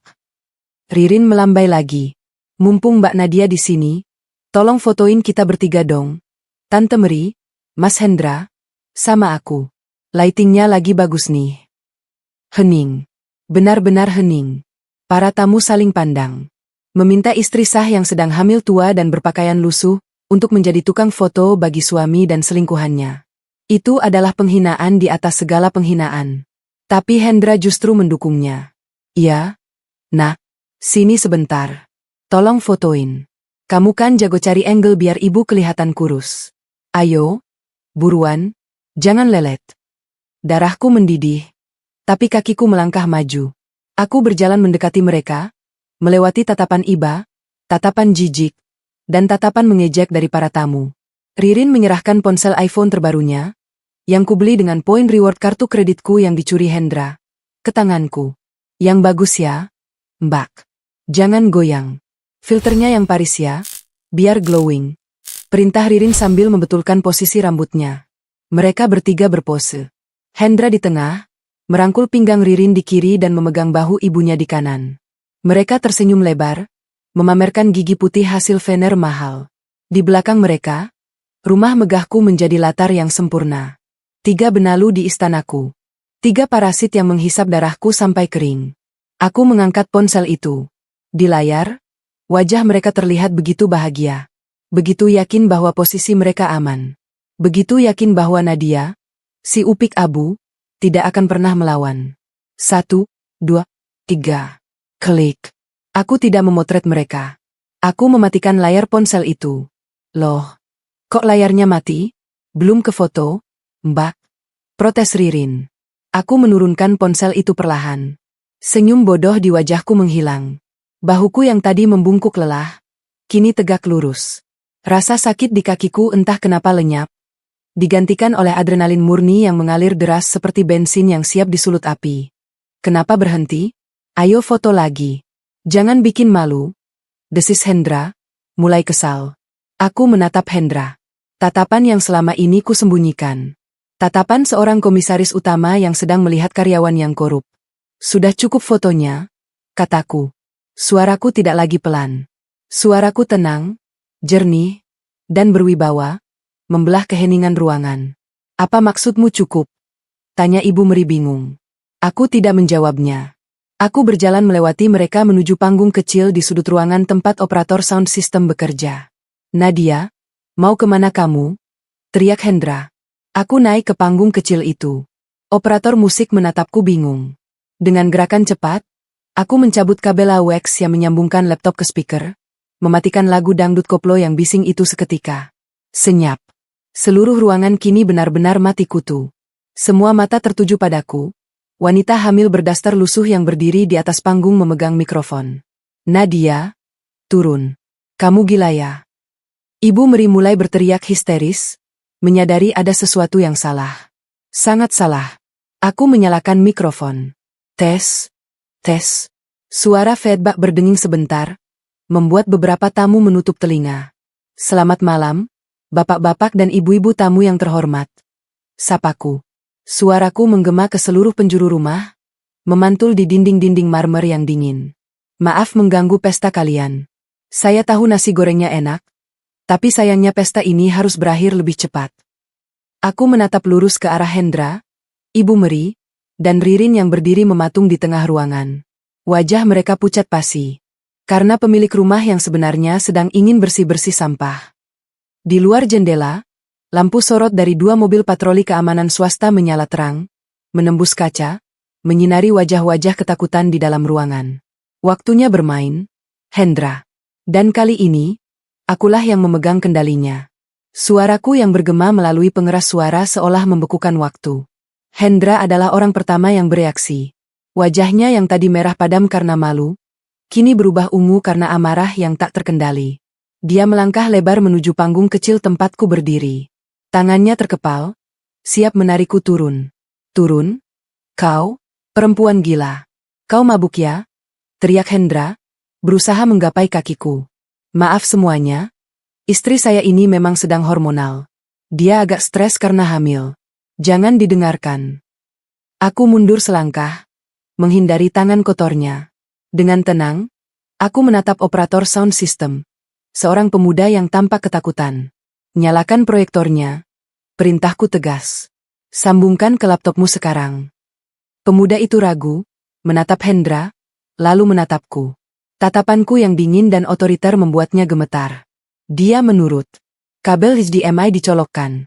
Layar putih besar yang tadinya disiapkan untuk sesi karaoke Ibu Meri, kini menyala terang, menampilkan desktop laptop yang kosong. Nadia, cukup. Ibu Meri kini ikut maju. Gaun kebayanya yang ketat membuatnya kesulitan berjalan cepat. Kamu mau mempermalukan suamimu sendiri? Sadar diri, kamu. Kamu itu cuma menumpang di sini. Menumpang? Ulangku melalui mikrofon. Kata yang menarik. Ibu Meri, Mari kita bahas definisi menumpang. Aku mengeluarkan flash disk dari saku dasterku dan menancapkannya ke port USB di meja operator.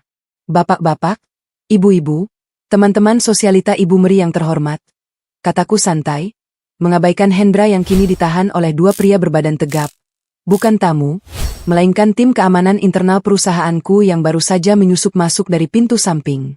Kalian semua diundang ke sini untuk merayakan kesuksesan anak dan menantu Ibu Meri.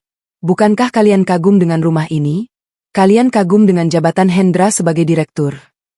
Layar proyektor berkedip, lalu menampilkan sebuah dokumen beresolusi tinggi.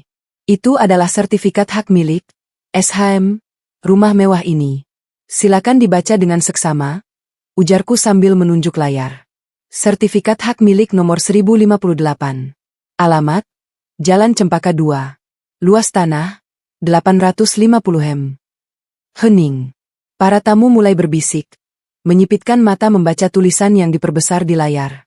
Nama pemegang hak, Nadia Prameswari. Bisikan itu berubah menjadi gumaman riuh. Loh, kok nama istrinya? Bukannya Meri bilang ini rumah warisan suaminya? Wah, bohong dong selama ini. Wajah Ibu Meri pucat pasi. Dia menatap layar itu seperti melihat hantu. Mulutnya membuka menutup, tapi tidak ada suara yang keluar. Hendra Saputra, panggilku, menatap suamiku yang kini berhenti meronta. Namamu tidak ada di sana, Mas. Tidak satu huruf pun. Kamu tidak membeli rumah ini. Kamu tidak membangunnya. Kamu hanya penghuni liar yang kuizinkan tidur di kamar utamaku karena belas kasihanku. Itu palsu. Itu editan. Teriak Hendra. Suaranya pecah karena panik. Jangan percaya. Dia memalsukan dokumen. Memalsukan? Aku tertawa kecil. Mari kita lihat dokumen asli lainnya. Klik. Slide berganti. Kini terpampang akta pendirian perusahaan PT Nusantara Properti. Di sana tertulis jelas struktur pemegang saham. 98% saham dimiliki oleh PT Prameswari Prismatama. Dan siapa pemilik PT Prameswari Prismatama? Tanyaku retoris. Klik. Slide berganti lagi, menampilkan namaku sebagai pemegang saham tunggal. Mas Hendra. Suaraku melembut tapi penuh bisa. Jabatanmu sebagai direktur operasional itu aku yang kasih. Gaji 50 juta rupiah per bulan yang kamu pakai buat gaya-gayaan itu uangku. Mobil Mercy yang kamu bawa ke sini itu aset kantorku. Ririn, yang sedari tadi berdiri mematung di samping meja prasmanan, mulai mundur perlahan. Dia menyadari kapal yang dia tumpangi bukan kapal pesiar, melainkan rakit bocor yang sedang tenggelam. Dia mencoba menyelinap keluar lewat pintu samping. Hei, Ririn, jangan pergi dulu, tegurku lewat mikrofon. Acara utamanya baru mau mulai. Ini tentang kamu. Langkah Ririn terhenti. Semua mata kini tertuju padanya. Wajah cantiknya pudar, digantikan ketakutan murni. Saya dengar Ririn ini sekretaris teladan. Pintar cari uang, kata Ibu Meri. Sindirku. Klik. Slide berganti lagi. Kali ini, layar menampilkan deretan laporan audit penggunaan kartu kredit korporat. Di sana tercetak jelas transaksi-transaksi mencurigakan yang diberi tanda merah. 12 Mei, Hotel Skyline, Suite Room 4.500.000 rupiah. Keterangan, meeting luar kota, palsu. 20 Mei, Butik Chanel, tas tangan 65 juta rupiah. Keterangan, hadiah klien, palsu. 2 Juni, klinik kecantikan Glow, perawatan botox 15 juta rupiah. Keterangan, entertainment, palsu. Wah, seruku pura-pura kaget. Ternyata prestasi Ririn harganya mahal.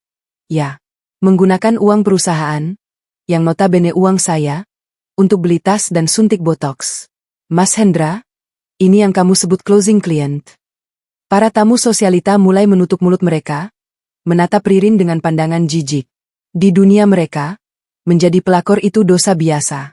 Tapi menjadi pelakor yang dibiayai dari uang curian istri sah? Itu skandal yang tak termaafkan. Itu fitnah. Itu bukan buat aku. Jerit Ririn, air mata buayanya mulai keluar. Mas Hendra, belain aku dong. Bilang kalau itu bohong. Hendra terdiam. Dia tidak bisa membela Ririn tanpa mengakui penggelapan dana. Dia terjebak dalam jaring kebohongannya sendiri. Dan untuk Ibu Meri, Aku beralih menatap mertuaku yang kini terduduk lemas di sofa velvet. Sofa milikku. Ibu selalu bilang Nadia ini menantu yang enggak tahu diri. Nadia ini cuma beban.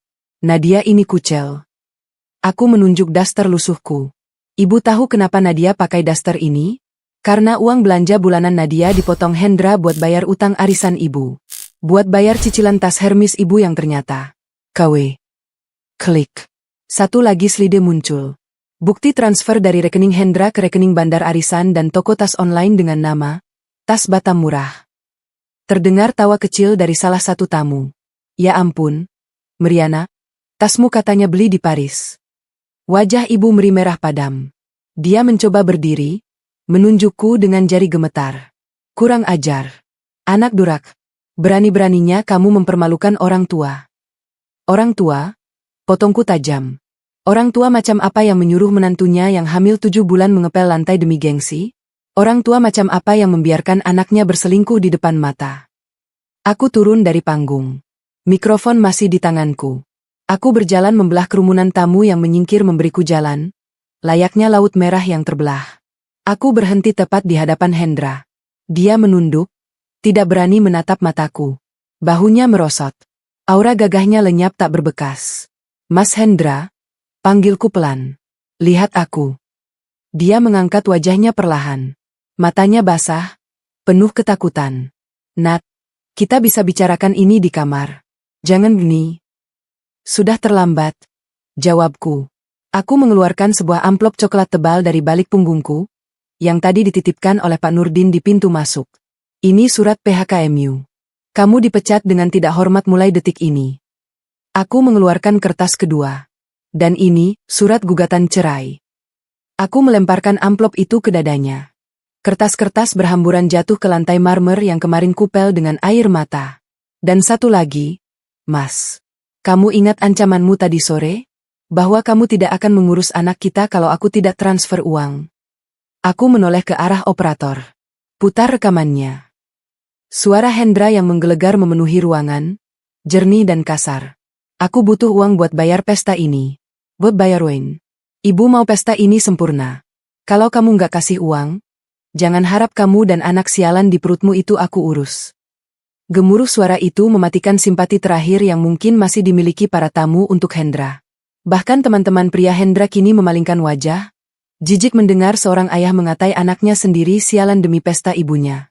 Nah, kataku, mematikan mikrofon dan melemparkannya ke sofa. Suara buk mikrofon yang jatuh menjadi penanda akhir dari sandiwara keluarga bahagia ini. Aku menatap sekeliling ruangan, menatap wajah-wajah kaget para sosialita, wajah hancur Ririn, wajah malu Ibu Meri, dan wajah putus asa Hendra.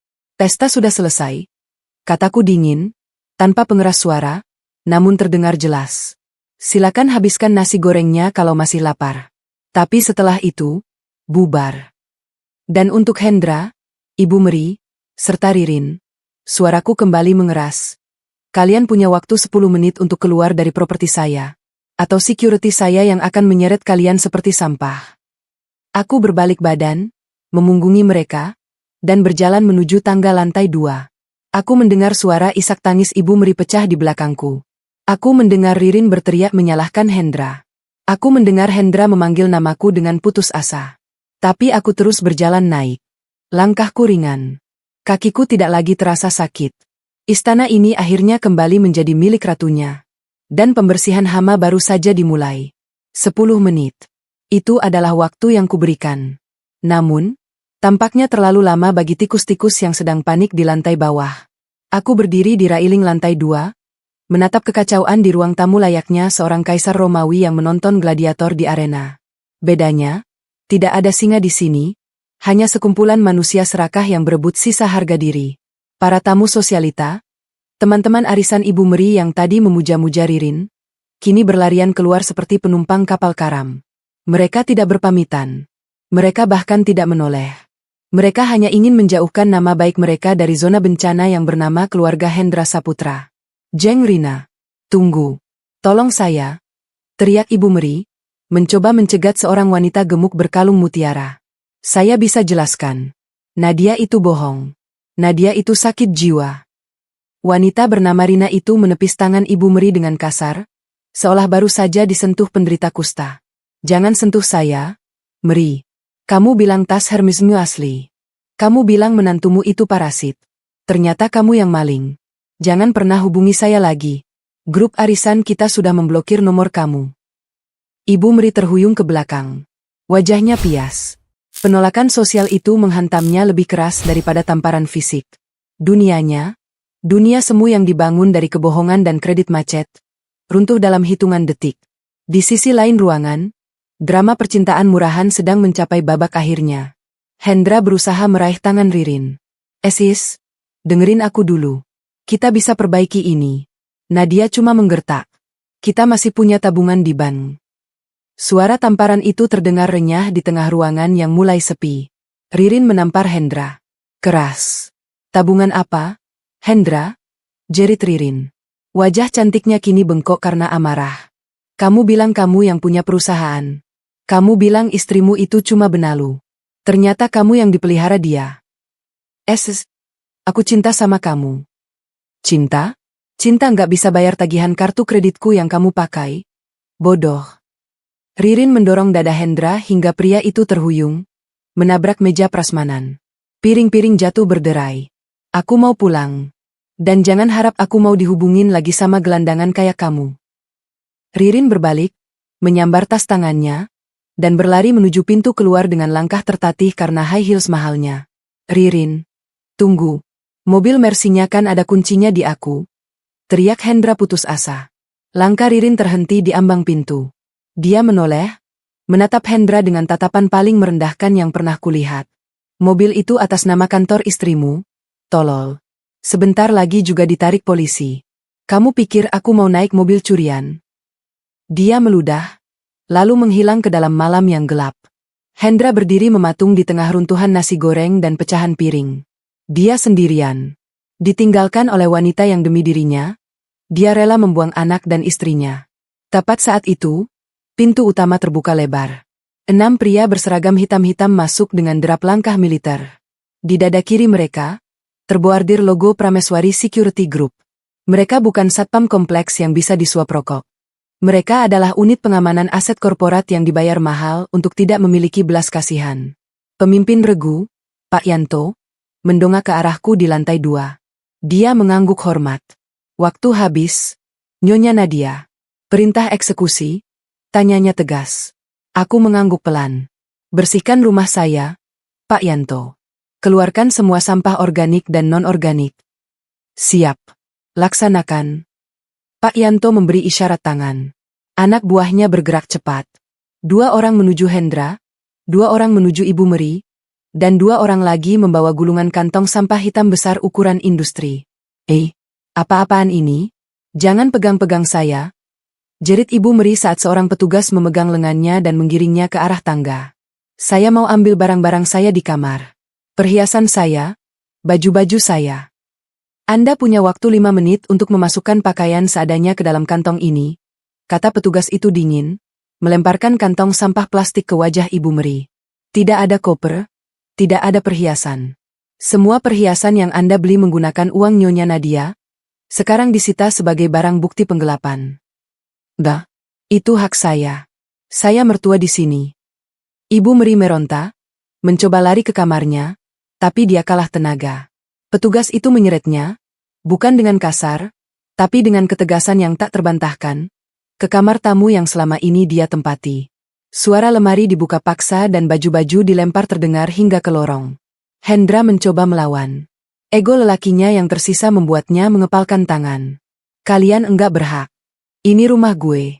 Gue laporin polisi kalian. Pak Yanto maju, menatap mata Hendra dari jarak dekat. Silakan lapor, Pak Hendra. Polisi sedang dalam perjalanan ke sini, membawa surat panggilan atas dugaan penipuan dan KDRT yang dilaporkan Bu Nadia. Bapak mau menunggu di sini sampai di Borgol? Atau keluar sukarela sekarang? Nyali Hendra menciut seketika mendengar kata polisi dan Borgol. Bahunya merosot. Gue cuma mau ambil laptop gue. Cicit Hendra. Laptop itu aset perusahaan. Potong Pak Yanto. Dompet Bapak, ponsel Bapak, jam tangan Rolex Bapak. Semua dibeli dengan kartu kredit perusahaan yang Bapak salah gunakan. Letakkan di meja sekarang. Hendra gemetar. Dia menatapku di atas tangga dengan mata memohon. Nak, tega kamu. Nak, aku suamimu. Aku ayah anakmu. Aku menatapnya datar. Ayah anakku tidak akan menyebut bayinya sialan demi pesta ibunya. Kamu bukan ayah, Mas. Kamu cuma donor sperma yang gagal. Hendra meluruh ke lantai. Dia menangis. Tangisan pecundang yang baru sadar bahwa dia telah kehilangan segalanya. Dengan cekatan, tim keamanan melucuti kemewahan mereka. Jam tangan Hendra dilepas paksa. Cincin berlian Ibu Meri ditarik dari jarinya. Ponsel-ponsel disita. Mereka hanya disisakan pakaian yang melekat di badan, jas pesta Hendra yang kini kusut, kebaya Ibu Meri yang penuh keringat, dan satu kantong plastik hitam berisi beberapa helai pakaian dalam dan baju ganti bekas. Jalan, bentak Pak Yanto. Mereka digiring keluar. Aku berjalan pelan mengikuti mereka dari belakang. Menuruni tangga marmer yang kini terasa dingin namun suci kembali. Di teras depan, dekorasi pesta yang norak itu sudah mulai dibongkar oleh tim lain. Bunga-bunga plastik diinjak-injak, kain emas ditarik jatuh. Hendra dan Ibu Meri didorong melewati gerbang besi yang tinggi. Mereka terhuyung jatuh ke aspal jalanan kompleks yang kasar. Kantong plastik hitam berisi baju mereka dilemparkan menyusul, mendarat di genangan air sisa hujan sore tadi. Tunggu, Nadia. Jangan kunci gerbangnya. Kami mau tidur di mana malam ini? Ratap Ibu Meri, memegangi jeruji besi pagar. Nadia. Ibu minta maaf. Ibu hilaf. Jangan biarkan ibu tidur di jalanan. Hendra bangkit, wajahnya penuh air mata dan ingus. Nat, tolonglah, kasih uang tunai sedikit aja buat sewa hotel. Nat. Aku berdiri di balik gerbang otomatis yang perlahan menutup. Mesin gerbang berdengung halus. Suara paling merdu yang pernah ku dengar. Aku menatap mereka melalui celah jeruji yang semakin sempit. Kalian ingat saat aku minta diantar ke rumah sakit karena kontraksi? Kataku pelan. Kalian bilang aku manja. Sekarang, belajarlah menjadi mandiri. Tidurlah di mana saja kalian suka. Dunia ini luas. Nadia, jerit Ibu Meri histeris. Klik. Gerbang besi tertutup sempurna. Kunci otomatis berbunyi, mengunci mereka di luar, memisahkan duniaku dari dunia mereka. Di luar sana, di trotoar yang gelap, seorang mantan direktur dan ibunya yang sosialita kini berdiri hanya dengan kantong sampah, tanpa uang sepeser pun, meratapi nasib di depan istana yang dulu mereka anggap milik sendiri. Aku berbalik badan, menghadap rumahku yang kini sunyi. Pak Yanto menghampiriku. Sudah bersih, Bu. Apakah Ibu mau kami panggilkan layanan kebersihan untuk membereskan sisa makanan? Ya, Pak. Buang semuanya. Jangan ada satu butir nasi pun yang tersisa dari pesta mereka. Dan ganti semua kode pintu malam ini juga. Aku memegang perutku. Bayiku menendang pelan. Kali ini bukan karena stres, tapi seolah ikut merayakan kemenangan. Aku menarik napas panjang. Udara malam ini terasa berbeda. Tidak ada lagi bau parfum menyengat Ririn. Tidak ada lagi bau rokok Hendra. Tidak ada lagi bau kemunafikan Ibu Meri. Udara ini bersih. Rumah ini bersih. Malam ini, untuk pertama kalinya dalam 5 tahun, aku akan tidur nyenyak di kamar utamaku sendiri, tanpa ada parasit yang menggerogoti mimpiku. Namun, hukuman mereka belum selesai. Menjadi gelandangan hanyalah babak pembuka. Besok, realita dunia nyata akan menghajar mereka jauh lebih keras daripada security manapun. Selamat datang di kehidupan nyata, mantan suamiku. Malam itu, langit Jakarta tidak menaruh belas kasihan. Awan mendung yang menggantung sejak sore akhirnya pecah menjadi gerimis halus yang menusuk tulang. Di trotoar beton di depan gerbang tinggi rumah Jalan Cempaka 2, dua sosok manusia meringkuk di samping tumpukan kantong plastik sampah hitam. Ibu Meri, mantan nyonya besar yang beberapa jam lalu masih memegang gelas wine, kini duduk beralaskan sandal jepit bekas yang ia temukan di pos satpam kompleks. Satu-satunya belas kasihan yang diberikan oleh satpam yang dulu sering ia bentak. Gaun kebayanya yang penuh payet kini basah dan gatal menempel di kulitnya yang keriput. Riasan wajahnya luntur, menciptakan alur hitam maskara di pipi yang membuatnya terlihat seperti badut yang menangis. Hendra, Ibu dingin. Rintih Ibu Meri. Suaranya parau. Telepon temanmu. Siapa saja. Kita tidak bisa tidur di sini. Nyamunya ganas sekali. Hendra duduk memeluk lutut di sebelahnya. Kemeja mahalnya sudah dilepas untuk menutupi kepala ibunya dari gerimis, menyisakan kaos dalam singlet yang memperlihatkan betapa kedinginannya dia. Ponselku disita, Bu. Jawab Hendra kosong. Dompetku disita. Aku nggak punya apa-apa. Bahkan uang receh buat telepon umum pun nggak ada. Masa tidak ada satupun temanmu yang lewat? Ini kan kompleks elit. Teman. Hendra tertawa getir. Suara tawa yang terdengar seperti orang gila. Mereka semua lari. Bu. Tadi ibu lihat sendiri kan? Teman-teman arisan ibu? Mereka memandang kita seperti kotoran. Tidak ada yang mau menolong orang yang sudah dicap maling oleh Nadia. Malam semakin larut. Lampu-lampu jalanan berkedip suram. Perut mereka mulai berbunyi, paduan suara kelaparan yang memalukan. Mereka terbiasa makan malam dengan menu steak atau seafood. Malam ini, mereka menelan angin dan harga diri. Ibu Meri menangis lagi. Kali ini tanpa suara. Ia menatap gerbang rumah yang menjulang kokoh di depannya. Di balik gerbang itu, ada kasur empuk, ada selimut tebal, ada sisa nasi goreng seafood yang tadi ia hina. Semuanya terasa begitu dekat, namun tak terjangkau. Mereka akhirnya tertidur karena kelelahan, bersandar pada tembok pagar tetangga, ditemani nyamuk dan tikus selokan yang berlarian. Sebuah pemandangan yang sangat kontras. Ibu dan anak dalam balutan sisa kemewahan, tidur di jalanan layaknya gelandangan. Matahari pagi menyengat wajah Hendra, memaksanya membuka mata yang lengket dan bengkak. Realitas pagi itu jauh lebih brutal daripada malam. Cahaya terang menelanjangi betapa kotor dan menyedihkannya penampilan mereka. Orang-orang yang lewat, pembantu rumah sebelah yang pergi ke pasar, tukang sayur, satpam yang ganti shift, menatap mereka dengan pandangan aneh. Itu bukannya Bu Meri yang suka marah-marah? Bisik seorang pembantu tetangga. Iya. Kok jadi gembel banget? Diusir. Ya? Syukurin deh. Sombongnya minta ampun sih. Bisikan-bisikan itu membangunkan Ibu Meri. Ia tersentak bangun, panik menyadari dirinya jadi tontonan. Jangan lihat-lihat, bentak Ibu Meri, mencoba bangkit dengan sisa wibawanya. Namun, kakinya kram. Ia jatuh lagi. Hendra, bantu ibu. Kita harus pergi dari sini. Ibu tidak mau dilihat orang-orang kampung ini. Hendra membantu ibunya berdiri. Tubuh mereka bau apek, campuran keringat, parfum kadaluarsa, dan air hujan. Kita kemana? Hendra? Tanya Ibu Meri. Giginya gemeretak menahan lapar. Hendra menatap ke arah gedung-gedung pencakar langit di kejauhan. Ke kantor. Aku harus ke kantor. Kantor? Kamu kan sudah dipecat.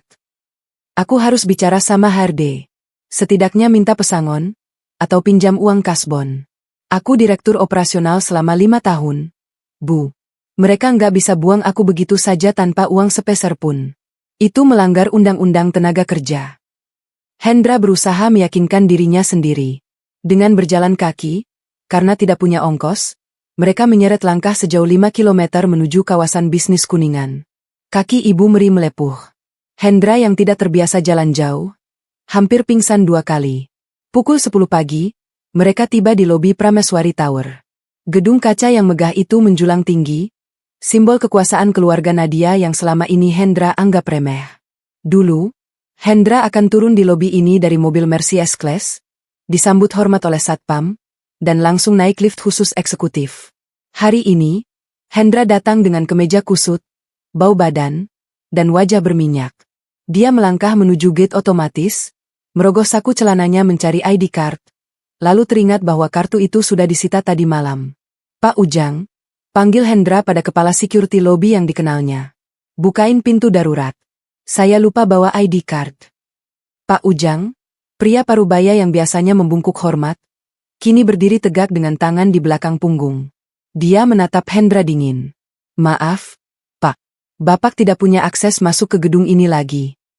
Apa maksudmu? Saya direktur di lantai 18. Kamu nggak kenal saya. Hendra mulai emosi. Suaranya meninggi, menarik perhatian resepsionis dan tamu-tamu di lobi. Bapak mantan direktur. Koreksi Pak Ujang tegas. Nama Bapak dan Ibu Meriana Wijayanti sudah masuk daftar hitam, blacklist, keamanan gedung per pagi ini. Perintah langsung dari holding company. Saya mau ketemu HRD. Panggil Pak Hadi. Teriak Hendra. Saya mau minta hak saya. Tiba-tiba, lift terbuka. Seorang pria berkacamata dengan setelan rapi keluar, didampingi 2 staf legal. Itu Pak Hadi, Manajer HRD. Hendra tersenyum lega. Nah, itu Pak Hadi. Pak, tolong jelaskan ke satpam bodoh ini. Saya mau ambil barang-barang saya. Pak Hadi tidak tersenyum. Dia tidak mengulurkan tangan. Dia berhenti 3 meter di depan Hendra, menjaga jarak seolah Hendra membawa virus menular. Pak Hendra, sapa Pak Hadi datar. Kami sudah mengirimkan kurir ke alamat rumah Bapak untuk mengantar surat PHK. Tapi kurir melaporkan rumah kosong. Kebetulan Bapak di sini. Pak Hadi memberi isyarat, stafnya menyerahkan sebuah amplop tebal. Ini surat pemutusan hubungan kerja dengan alasan pelanggaran berat. Penyelewengan dana perusahaan. Sesuai peraturan perusahaan dan perjanjian kerja yang Bapak tanda tangani, karyawan yang dipecat karena kasus pidana atau korupsi tidak berhak atas pesangon. Dunia Hendra runtuh untuk kedua kalinya. Enggak mungkin, pesangon, uang penghargaan masa kerja? Hendra gagap. Nol. Pak. Tegas Pak Hadi. Malah sebaliknya. Berdasarkan audit forensik, Bapak berhutang ganti rugi sebesar 450 juta rupiah, plus denda keterlambatan. Perusahaan memberikan waktu 30 hari sebelum kami ajukan gugatan perdata pribadi ke pengadilan niaga. 450 juta rupiah. Ibu Meri, yang berdiri di belakang Hendra, ambruk ke lantai lobi yang dingin. Pingsan karena syok dan lapar. Ibu. Hendra berlutut, menepuk pipi ibunya. Tolong panggil dokter. Kasih minum. Pak Hadi menatap jam tangannya. Pak Ujang, tolong tertibkan area lobi. Tamu VIP akan segera lewat. Jangan sampai ada pemandangan tidak sedap. Baik, Pak. 2 satpam berbadan besar maju, mengangkat Ibu Meri yang pingsan dan menarik Hendra yang meronta-ronta. Lepaskan saya. Direktur Nadia Iblis. Teriak Hendra saat diseret keluar dari gedung tempat dia pernah merasa berkuasa. Mereka dilemparkan, secara harfiah, ke trotoar panas di luar gedung. Debu jalanan menyambut wajah mereka. Ibu Meri siuman karena panasnya aspal. Dia menangis meraung-raung, tidak peduli lagi pada harga diri. Hendra, ibu lapar, ibu mau pulang. Hendra duduk bersandar di pot bunga trotoar. Dia merogoh saku celananya, berharap ada keajaiban. Kosong. Lalu dia teringat satu nama. Ririn. Ririn punya uang. Ririn punya apartemen. Ririn pasti masih punya hati sedikit. Kan? Hendra meminjam ponsel dari seorang tukang ojek yang mangkal di dekat situ, dengan jaminan jam tangan palsu. Satu-satunya barang yang tidak disita karena dikira sampah oleh security Nadia.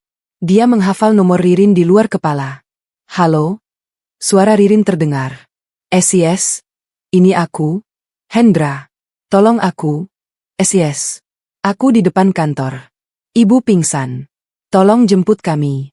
Kita ke apartemen kamu. Ya. Hening sejenak, lalu terdengar suara tawa Ririn. Tawa yang pahit. Apartemen aku? Kamu lupa, Hendra? Apartemen itu sewanya dibayar pakai kartu kredit kantormu. Tadi pagi, pemilik unit datang dan mengusirku karena pembayaran bulan depan dibatalkan. Aku juga lagi packing mau pulang kampung naik bus ekonomi. Gara-gara kamu, aku kehilangan semuanya. Yes. Jangan hubungi aku lagi. Nomor ini bakal aku buang. Dasar benalu sialan. Klik. Hendra mengembalikan ponsel itu ke tukang ojek dengan tangan gemetar. Habis. Semuanya habis. Karir, harta, wanita, harga diri. Dia menoleh ke arah Ibu Meri yang masih menangis minta makan. Di seberang jalan, sebuah warung tegal, warteg, sederhana mengepulkan asap masakan. Hendra menatap warung itu. Dulu, dia tidak akan sudi melirik makanan kelas bawah seperti itu. Hari ini, dia harus memikirkan cara bagaimana mendapatkan 1 piring nasi tanpa uang sepeser pun. Mungkin dengan mencuci piring, atau mengemis. Hendra Saputra, mantan direktur operasional yang angkuh, akhirnya menyadari posisi barunya dalam rantai makanan. Paling bawah. Matahari Jakarta sudah condong ke barat, namun panasnya masih menyengat kulit. Di trotoar depan warteg, tempat mereka duduk mengemis air putih gratis, Hendra dan Ibu Meri tampak seperti rongsokan manusia. Perut mereka perih melilit. Kaki Ibu Meri bengkak dan lecet karena dipaksa berjalan jauh dengan sandal jepit kekecilan. Tidak ada lagi keangkuhan. Tidak ada lagi dagu yang diangkat tinggi. Hanya ada tatapan kosong dan rasa lapar yang purba. Sebuah sepeda motor kurir berhenti tepat di depan mereka. Pengendaranya, seorang pria berjaket hijau, memeriksa ponselnya lalu menatap Hendra ragu. "Maaf, apa benar ini Bapak Hendra Saputra?" tanya kurir itu. Hendra mendongak lemah. Jantungnya berdegup. "Apakah ini polisi? Atau penagih utang?" "Saya Hendra," jawabnya serak. Kurir itu menyerahkan sebuah amplop putih polos yang disegel rapi. "Ada titipan kilat untuk Bapak. Pengirim meminta saya memastikan Bapak menerimanya langsung di lokasi ini. Tanda tangan di sini." Hendra menandatangani resi. Begitu kurir pergi, Ibu Meri merebut amplop itu dengan sisa tenaganya. "Pasti uang. Pasti Nadia kirim uang. Dia tidak mungkin setega itu membiarkan mertuanya mati kelaparan," seru Ibu Meri. Matanya berbinar penuh harap saat merobek segel amplop. Isi amplop itu jatuh ke pangkuannya. Bukan tumpukan uang merah, hanya sebuah kunci besi berkarat dan secarik kertas nota. Ibu Meri memungut kertas itu. Hendra ikut membaca dari balik bahu ibunya. Itu adalah kwitansi pembayaran sewa rumah. Nominal, Rp650.000, durasi, 1 bulan, lunas. Alamat, Gang Kelinci Buntu nomor 13, pinggiran Kali Ciliwung. Di bawah nota itu, ada tulisan tangan yang sangat mereka kenal. Tulisan tegak bersambung milik Nadia yang rapi dan tegas. "Saya tidak ingin dituduh menelantarkan hewan peliharaan. Ini kandang baru kalian. Sewa 1 bulan sudah lunas, sebagai sedekah terakhir saya. Setelah bulan ini habis, silakan cari makan sendiri. Selamat menikmati hidup tanpa beban istri benalu." Rp650.000, desis Ibu Meri.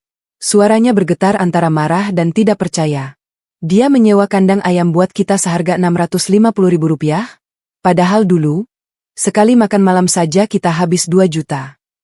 Hendra mengambil kunci berkarat itu. Dia tidak marah. Dia justru merasa lega yang menyedihkan. Setidaknya ada atap. "Ayo, Bu, kita ke sana.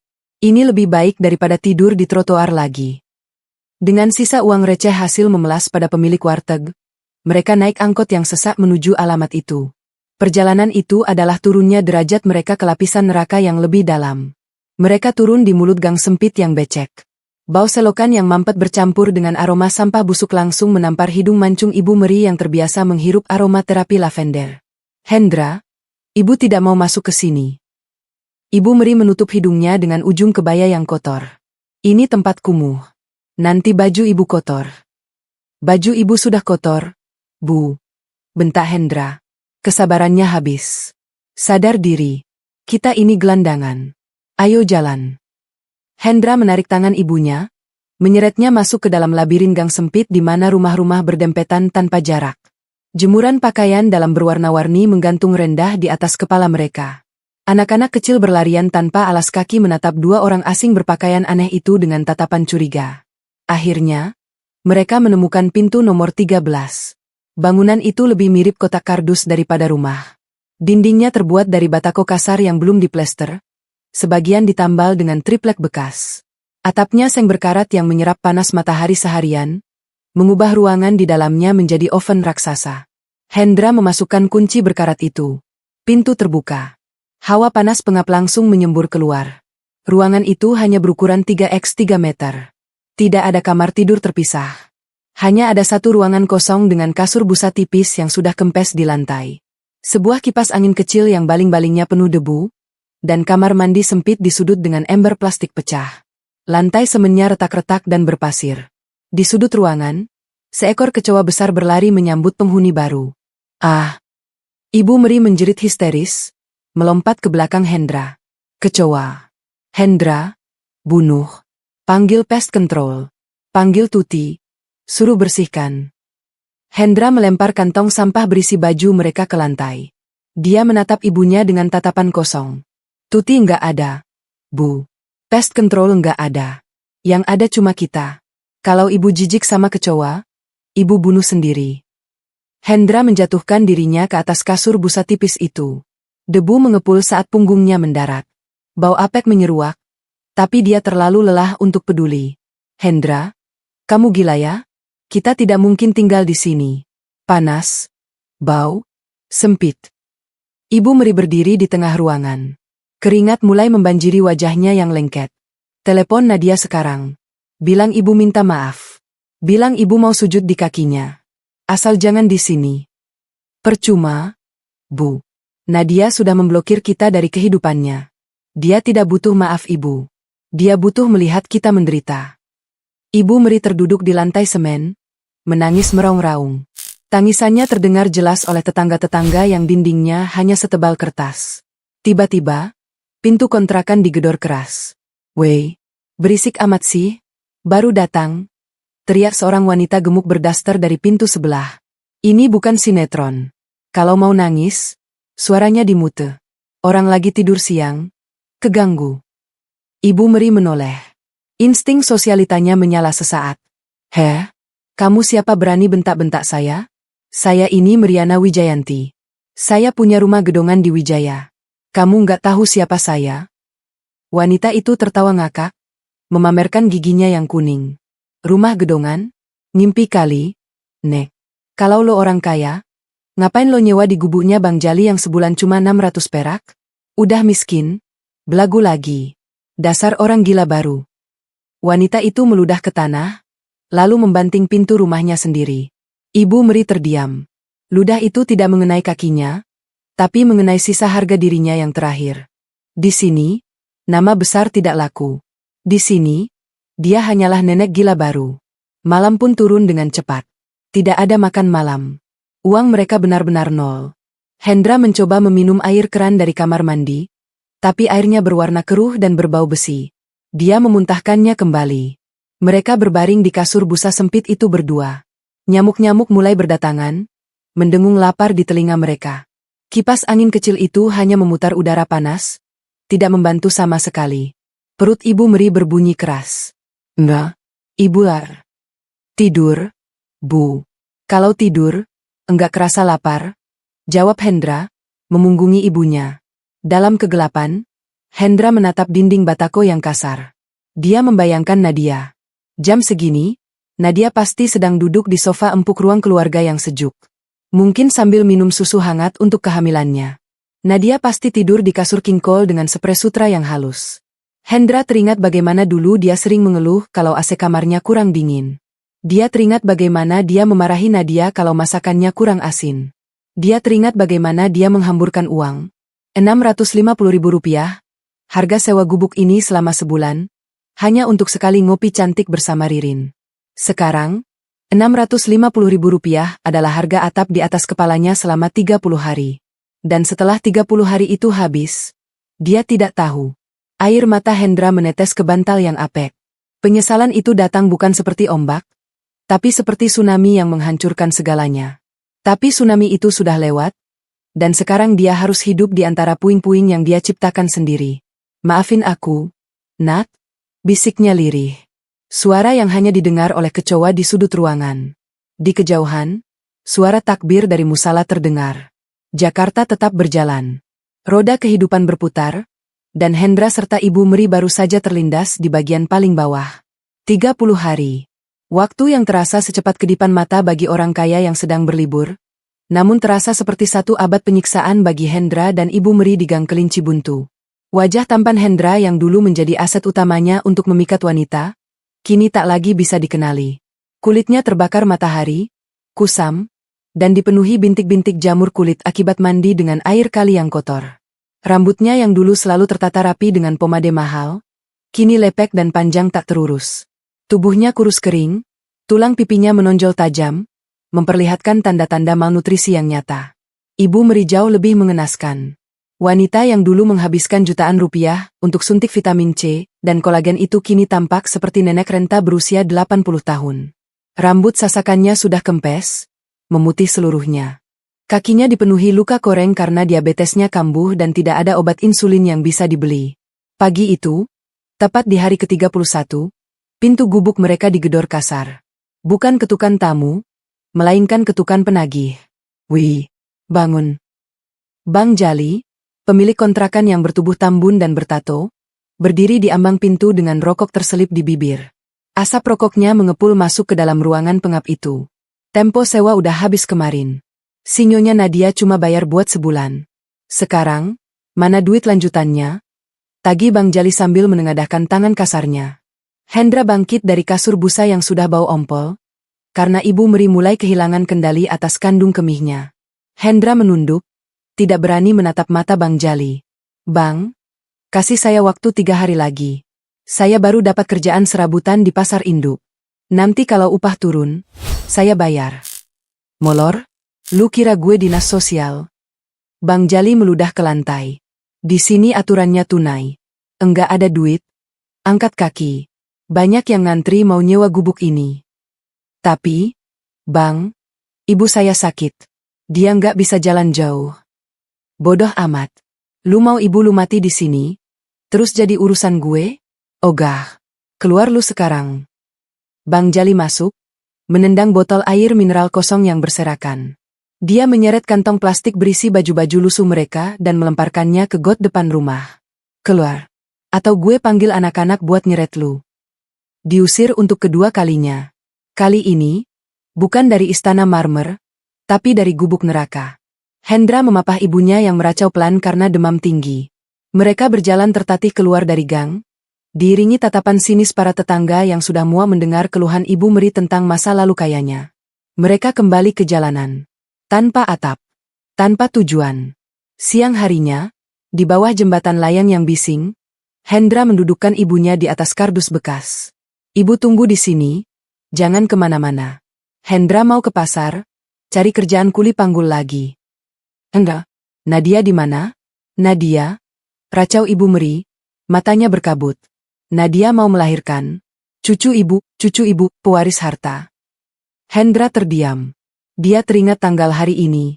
Berdasarkan hitungan dokter dulu, hari ini adalah hari perkiraan lahir. HPL, Nadia. Nadia mungkin sudah melahirkan. Bu, si Hendra. Antar ibu ke sana. Ibu mau gendong cucu ibu. Nadia pasti maafin ibu kalau lihat ibu sayang cucunya. Ibu Meri mencengkeram lengan Hendra dengan tenaga yang mengejutkan. Antar ibu ke premier. Sekarang.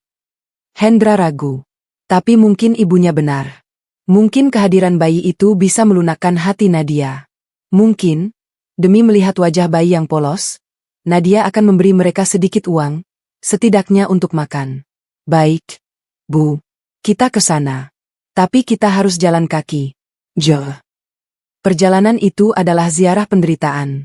Mereka berjalan kilometeran di bawah terik matahari Jakarta. Ibu Meri yang sakit memaksakan diri, didorong oleh delusi bahwa cucunya adalah tiket emas untuk kembali ke kehidupan mewah. Sore hari, mereka tiba di gerbang RS Premier. Gedung rumah sakit itu tampak megah dan bersih. Kontras dengan penampilan mereka yang seperti pengemis. Bau busuk yang menguar dari tubuh mereka membuat orang-orang di sekitar gerbang menutup hidung dan menyingkir. Hendra mencoba melangkah masuk ke lobi. Stop. 2 security berseragam safari menghadang mereka. Dilarang mengemis di area rumah sakit. Silakan pergi, kata security itu tegas, mengira mereka pengemis biasa. Pak, saya bukan pengemis. Saya Hendra Saputra. Istri saya, Nadia Prameswari, melahirkan di sini. Saya mau jenguk, kata Hendra, berusaha terdengar berwibawa meski suaranya serak. Security itu saling pandang. Lalu, salah satunya berbicara lewat handy talkie-nya. Monitor, ada 2 orang mencurigakan di lobi utama. Mengaku suami Bu Nadia Prameswari. Penampilan sangat tidak layak. Gelandangan. Terdengar balasan dari radio. Suara yang Hendra kenal. Itu suara Pak Yanto, Kepala Keamanan Pribadi Nadia. Usir. Masukkan dalam status ancaman level 1. Jangan biarkan mereka mendekat. Radius 100 meter dari Bu Nadia. Kalau melawan, panggil polisi. Security itu menatap Hendra dengan pandangan meremehkan. Dengar sendiri, kan? Anda sudah di blacklist. Pergi, sebelum kami seret. Tolong, Pak, ini ibu saya, neneknya bayi itu. Dia cuma mau lihat cucunya. Hendra mulai histeris. Nenek? Security itu tertawa sinis. Bu Nadia sudah berpesan. Beliau tidak punya mertua. Mertuanya sudah meninggal, bagi beliau. Tepat saat keributan itu terjadi, pintu kaca lobi otomatis terbuka lebar. Sebuah rombongan keluar. Di tengah-tengah, dikawal oleh 4 bodyguard berjas rapi, Nadia duduk di kursi roda, didorong oleh suster. Nadia tampak bercahaya. Meski baru melahirkan, wajahnya segar dan terawat. Dia mengenakan setelan loungewear sutra berwarna peach. Di gendongannya, terbungkus selimut bayi premium, tertidur seorang bayi mungil yang mewarisi kekayaan triliunan rupiah. Di samping Nadia, berjalan Pak Nurdin dan asistennya, membawa tas-tas perlengkapan bayi dan balon-balon ucapan selamat. Sebuah mobil Alphard hitam mengilap sudah menunggu di drop-off lobby. Pintunya terbuka, menyambut sang ratu dan pangeran kecilnya. Nadia! Nadia! Teriak Ibu Meri. Tenaganya pulih sesaat karena melihat emas di depan mata. Ibu Meri mencoba menerobos barikade security. Itu cucuku. Nadia. Ini ibu. Lihat cucu ibu. Nadia menoleh. Gerakan kepalanya pelan dan anggun.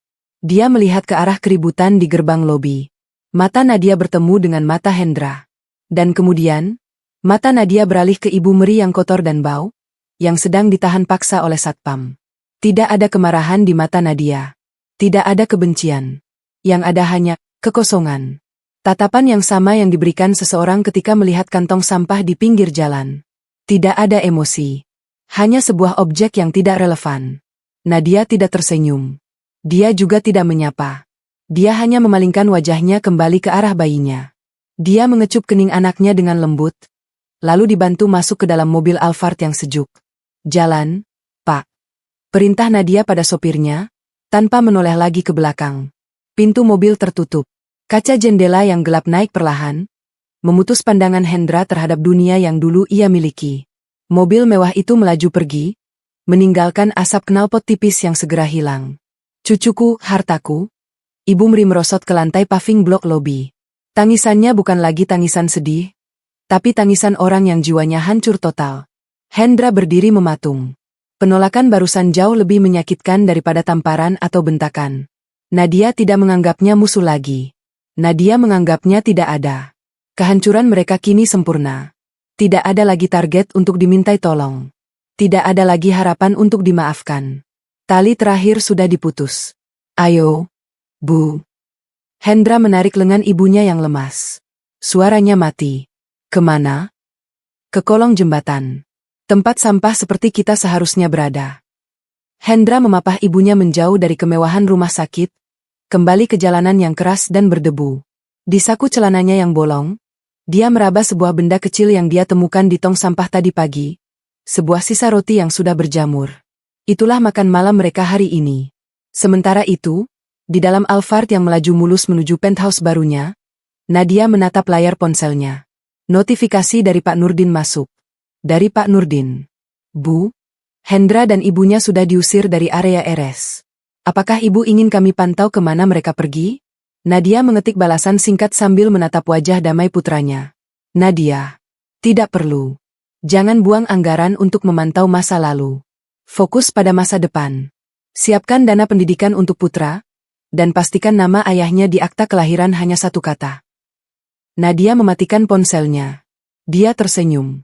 Benar-benar tersenyum. 5 tahun kemudian. Cahaya blitz kamera menyilaukan mata. Namun, kali ini aku tidak lagi menunduk malu seperti wanita hamil berdaster lusuh di pesta laknat itu. Aku berdiri tegak, mengenakan setelan blazer putih gading rancangan desainer ternama, tersenyum percaya diri ke arah puluhan wartawan bisnis yang berebut mengambil gambarku. Di belakangku, menjulang maket gedung pencakar langit baru yang akan segera dibangun di kawasan SCBD Sudirman. Dava Tower. Ibu Nadia. Ibu Nadia, teriak seorang wartawan. Sebagai wanita paling berpengaruh di industri properti tahun ini, apa rahasia kesuksesan ibu bangkit dari masa vakum 5 tahun lalu dan membesarkan Prameswari Group sendirian? Aku mendekatkan wajah ke mikrofon podium. Senyumku tipis, penuh arti. Rahasianya sederhana, jawabku tenang. Saya berhenti memelihara parasit. Ketika kamu membuang beban yang tidak perlu, kamu bisa terbang setinggi langit. Tepuk tangan membahana. Di barisan depan VIP, duduk seorang anak laki-laki tampan berusia 5 tahun, mengenakan jas mini yang rapi. Dia bertepuk tangan paling kencang. Matanya berbinar bangga. Dava Prameswari, putra dan pewaris tunggal kerajaanku. Dia tumbuh sehat, cerdas, dan yang terpenting, dia tidak memiliki sedikit pun jejak sifat pengecut ayah biologisnya. Setelah acara selesai, aku berjalan turun panggung, langsung memeluk Dava. Mama hebat, seru Dava. Kamu juga hebat, sayang.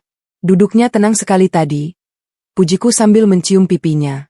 Pak Nurdin, yang kini rambutnya sudah memutih seluruhnya namun masih setia mendampingiku, menghampiri kami. Wajahnya serius. Dia membawa sebuah map tipis berwarna hitam. Bu Nadia, bisa bicara sebentar di mobil?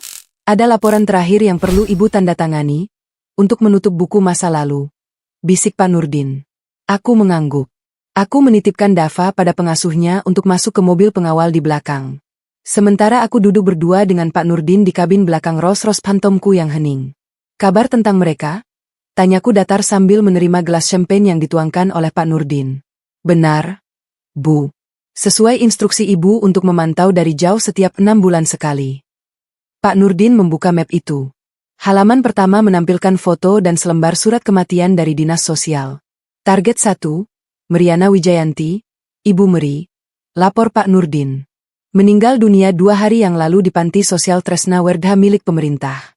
Penyebab kematian, komplikasi diabetes dan infeksi paru-paru akut. Aku menatap foto itu tanpa emosi. Wanita yang dulu memuja tas Hermes dan menghina lantai marmerku, akhirnya meninggal di atas dipan besi berkarat di panti jompo gratisan. Laporannya menyebutkan, tidak ada keluarga yang datang menjenguk selama dia sakit. Dia meninggal sendirian, meracau memanggil nama Ririn dan Hendra bergantian. Lanjut, Pak Nurdin. Pihak panti meminta konfirmasi, apakah jenazahnya mau diurus keluarga, atau dimakamkan secara massal oleh negara. Aku menyesap champagne. Rasanya dingin dan segar. Urus pemakamannya, Pak Nurdin. Belikan peti mati yang layak, tapi yang paling murah. Dan makamkan di TPU umum, di blok yang paling jauh. Jangan beri batu nisan marmer. Cukup kayu biasa. Baik, Bu. Ibu mau hadir di pemakamannya? Untuk apa? Saya tidak kenal wanita itu. Saya hanya melakukan tugas kemanusiaan, membersihkan sampah yang tidak terurus. Lanjut ke target 2. Pak Nurdin membalik halaman. Halaman kedua bukan surat kematian, melainkan sebuah foto candid yang diambil dari jarak jauh. Foto itu menampilkan seorang pria kurus kering. Kulitnya hitam terbakar matahari. Rambutnya gimbal menyatu dengan debu. Dia mengenakan kaos partai yang sudah robek dan celana pendek kusam. Dia sedang duduk di pinggir jalan raya, memegang sebuah tongkat kayu, mengatur lalu lintas di sebuah putaran jalan ilegal, alias menjadi Pak Ogah. Itu Hendra. Mantan direktur operasional yang dulu membentakku karena kartu kreditnya declined. Kini mengais recehan Rp2.000 dari pengendara mobil yang lewat. Hendra Saputra, baca Pak Nurdin. Saat ini beroperasi sebagai pengatur lalu lintas liar di daerah Jatinegara. Dia tinggal di kolong jembatan flyover bersama komunitas pemulung. Laporan intelijen mengatakan, kewarasan mentalnya terganggu. Terganggu bagaimana? Dia sering berteriak-teriak pada pengemudi mobil mewah yang lewat. Dia mengklaim bahwa dia adalah direktur dan mobil itu miliknya. Dia juga sering terlihat memungut majalah bisnis bekas, membawanya kemana-mana seolah itu dokumen meeting. Aku menatap foto itu lama. Wajah Hendra nyaris tak dikenali, tertutup daki dan penderitaan. Namun, sorot matanya yang kosong menyiratkan penyesalan abadi. Dan Ririn? Tanyaku singkat. Ririn menikah dengan duda tua pemilik toko material di luar kota. Hidupnya biasa saja, jauh dari kemewahan, dan kabarnya dia sering mengalami KDRT. Dia mendapat karma dari apa yang dia lakukan pada rumah tangga orang lain. Aku menutup map itu dan mengembalikannya pada Pak Nurdin. Tutup bukunya, Pak. Kasus selesai. Mereka sudah mendapatkan neraka dunia yang mereka rancang sendiri. Dimengerti, Bu. Mobil kami melaju membelah kemacetan Jakarta. Sore itu, aku meminta sopir untuk mengambil rute memutar melewati daerah Jatinegara, tempat Hendra berada. Bukan karena rindu, tapi karena aku ingin memastikan dengan mata kepalaku sendiri bahwa hantu masa lalu itu benar-benar tidak lagi menakutkan. Dari balik kaca jendela mobil yang gelap, aku melihatnya. Di tengah hiruk-pikuk klakson dan asap knalpot, sosok kurus itu berdiri. Dia melambai-lambaikan tangannya dengan gerakan kaku, mengatur mobil yang hendak memutar balik. Saat mobilku, Rolls-Royce hitam mengilap, lewat perlahan di depannya, Hendra terdiam. Dia menatap mobilku. Mungkin dia mengenali plat nomor cantiknya. Atau mungkin instingnya memberitahu bahwa wanita yang dulu dia sia-siakan ada di dalam sana. Hendra berlari kecil mendekati mobilku, mengetuk kaca jendela dengan tangannya yang kotor. Bu, bos, kasih 2.000, bos, buat makan, teriaknya. Suaranya parau. Wajahnya menempel di kaca. Aku bisa melihat matanya. Mata itu tidak mengenaliku. Dia tidak melihat Nadia. Dia hanya melihat bos kaya yang bisa memberinya uang makan. Dia telah melupakan wajah istrinya sendiri, karena gila, atau mungkin karena rasa bersalah telah menghapus memori itu. Aku tidak menurunkan kaca jendela. Aku tidak memberinya uang. Aku menekan tombol intercom ke sopir. Jalan, Pak. Jangan berhenti. Ada orang gila. Sep. Bu. Mobil melaju, meninggalkan Hendra yang masih berteriak-teriak di belakang, tertelan debu jalanan. Aku bersandar di kursi kulit yang empuk. Aku menutup mata sejenak, menarik napas lega. Hutang sudah lunas. Dendam sudah terbayar. Ibu Meri mati dalam kesepian. Hendra hidup dalam kegilaan. Ririn hidup dalam penyesalan. Sementara aku, mobil berhenti di lobi apartemen penthouseku. Pintu dibuka oleh doorman berseragam. Aku turun, disambut oleh Dava yang berlari memeluk kakiku. Mama, tadi Dava lihat di TV. Gedung Mama tinggi sekali. Celoteh Dava. Aku berlutut, mensejajarkan tinggiku dengan putraku. Aku merapikan rambutnya yang lembut. Iya, sayang, itu gedung kita. Fondasinya kuat, karena dibangun di atas kejujuran dan kerja keras. Bukan di atas kebohongan. Mama, Dava lapar. Ayo makan. Ayo, makan malam. Di meja makan kita sendiri. Di kursi kita sendiri. Tanpa ada orang lain yang mengatur kita. Aku menggandeng tangan kecil Dava, melangkah masuk ke dalam lobi marmer yang dingin dan megah. Dulu, aku pernah merangkak mengepel lantai marmer demi pengakuan orang lain. Hari ini, aku berjalan di atas marmer sebagai pemilik takdirku sendiri. Mereka menyebutku kejam. Tapi dalam dunia bisnis dan kehidupan, hanya ada dua pilihan, menjadi pemilik, atau menjadi penyewa. Dan aku, Nadia Prameswari, tidak akan pernah lagi menjadi penyewa di hidupku sendiri. Dari perjalanan panjang Nadia, kita belajar bahwa harga diri bukanlah tentang seberapa tinggi kita dipuja orang lain, melainkan tentang seberapa teguh kita berdiri saat direndahkan. Bahwa kesabaran bukanlah kelemahan yang membiarkan diri terus diinjak, melainkan kekuatan yang menghitung waktu yang tepat untuk bangkit. Bahwa cinta sejati tidak akan pernah memintamu merangkak di lantai yang kau beli sendiri dengan keringat dan air mata. Bahwa memberi kesempatan kedua pada orang yang salah bukanlah kemuliaan, melainkan bentuk pengkhianatan pada diri sendiri. Bahwa diamnya seorang perempuan bukan berarti ia tak tahu. Bisa jadi ia sedang menyusun strategi terbaik untuk menyelamatkan sisa harga dirinya. Bahwa kekayaan materi tidak berarti apa-apa jika kau biarkan orang lain merampas martabatmu dengan dalih cinta dan keluarga. Bahwa batas antara keikhlasan dan kebodohan adalah ketika kau terus memberi sementara tangan yang menerima justru menyiapkan pisau untuk menikam dari belakang. Karena hidup ini seperti cermin, ia akan memantulkan kembali apa yang kau berikan. Jika kau memberi ketulusan pada serigala berbulu domba, jangan salahkan cermin jika yang kau lihat kemudian adalah luka. Bahwa yang paling berharga bukanlah mahkota di kepala, melainkan keberanian untuk melepaskannya saat orang lain mencoba memahkotai dirinya dengan harta dan harga dirimu. Karena sejatinya, menjadi pemilik takdir sendiri jauh lebih mulia daripada menjadi ratu dalam sandiwara yang orang lain sutradarai. Dan pada akhirnya, kebahagiaan sejati bukan saat kita berhasil membalas perlakuan buruk orang lain, melainkan saat kita mampu menatap masa depan tanpa dibayangi masa lalu yang kelam, serta menyadari bahwa membersihkan parasit dari kehidupan bukanlah kekejaman, melainkan bentuk cinta tertinggi pada diri sendiri dan orang-orang yang benar-benar layak kita cintai.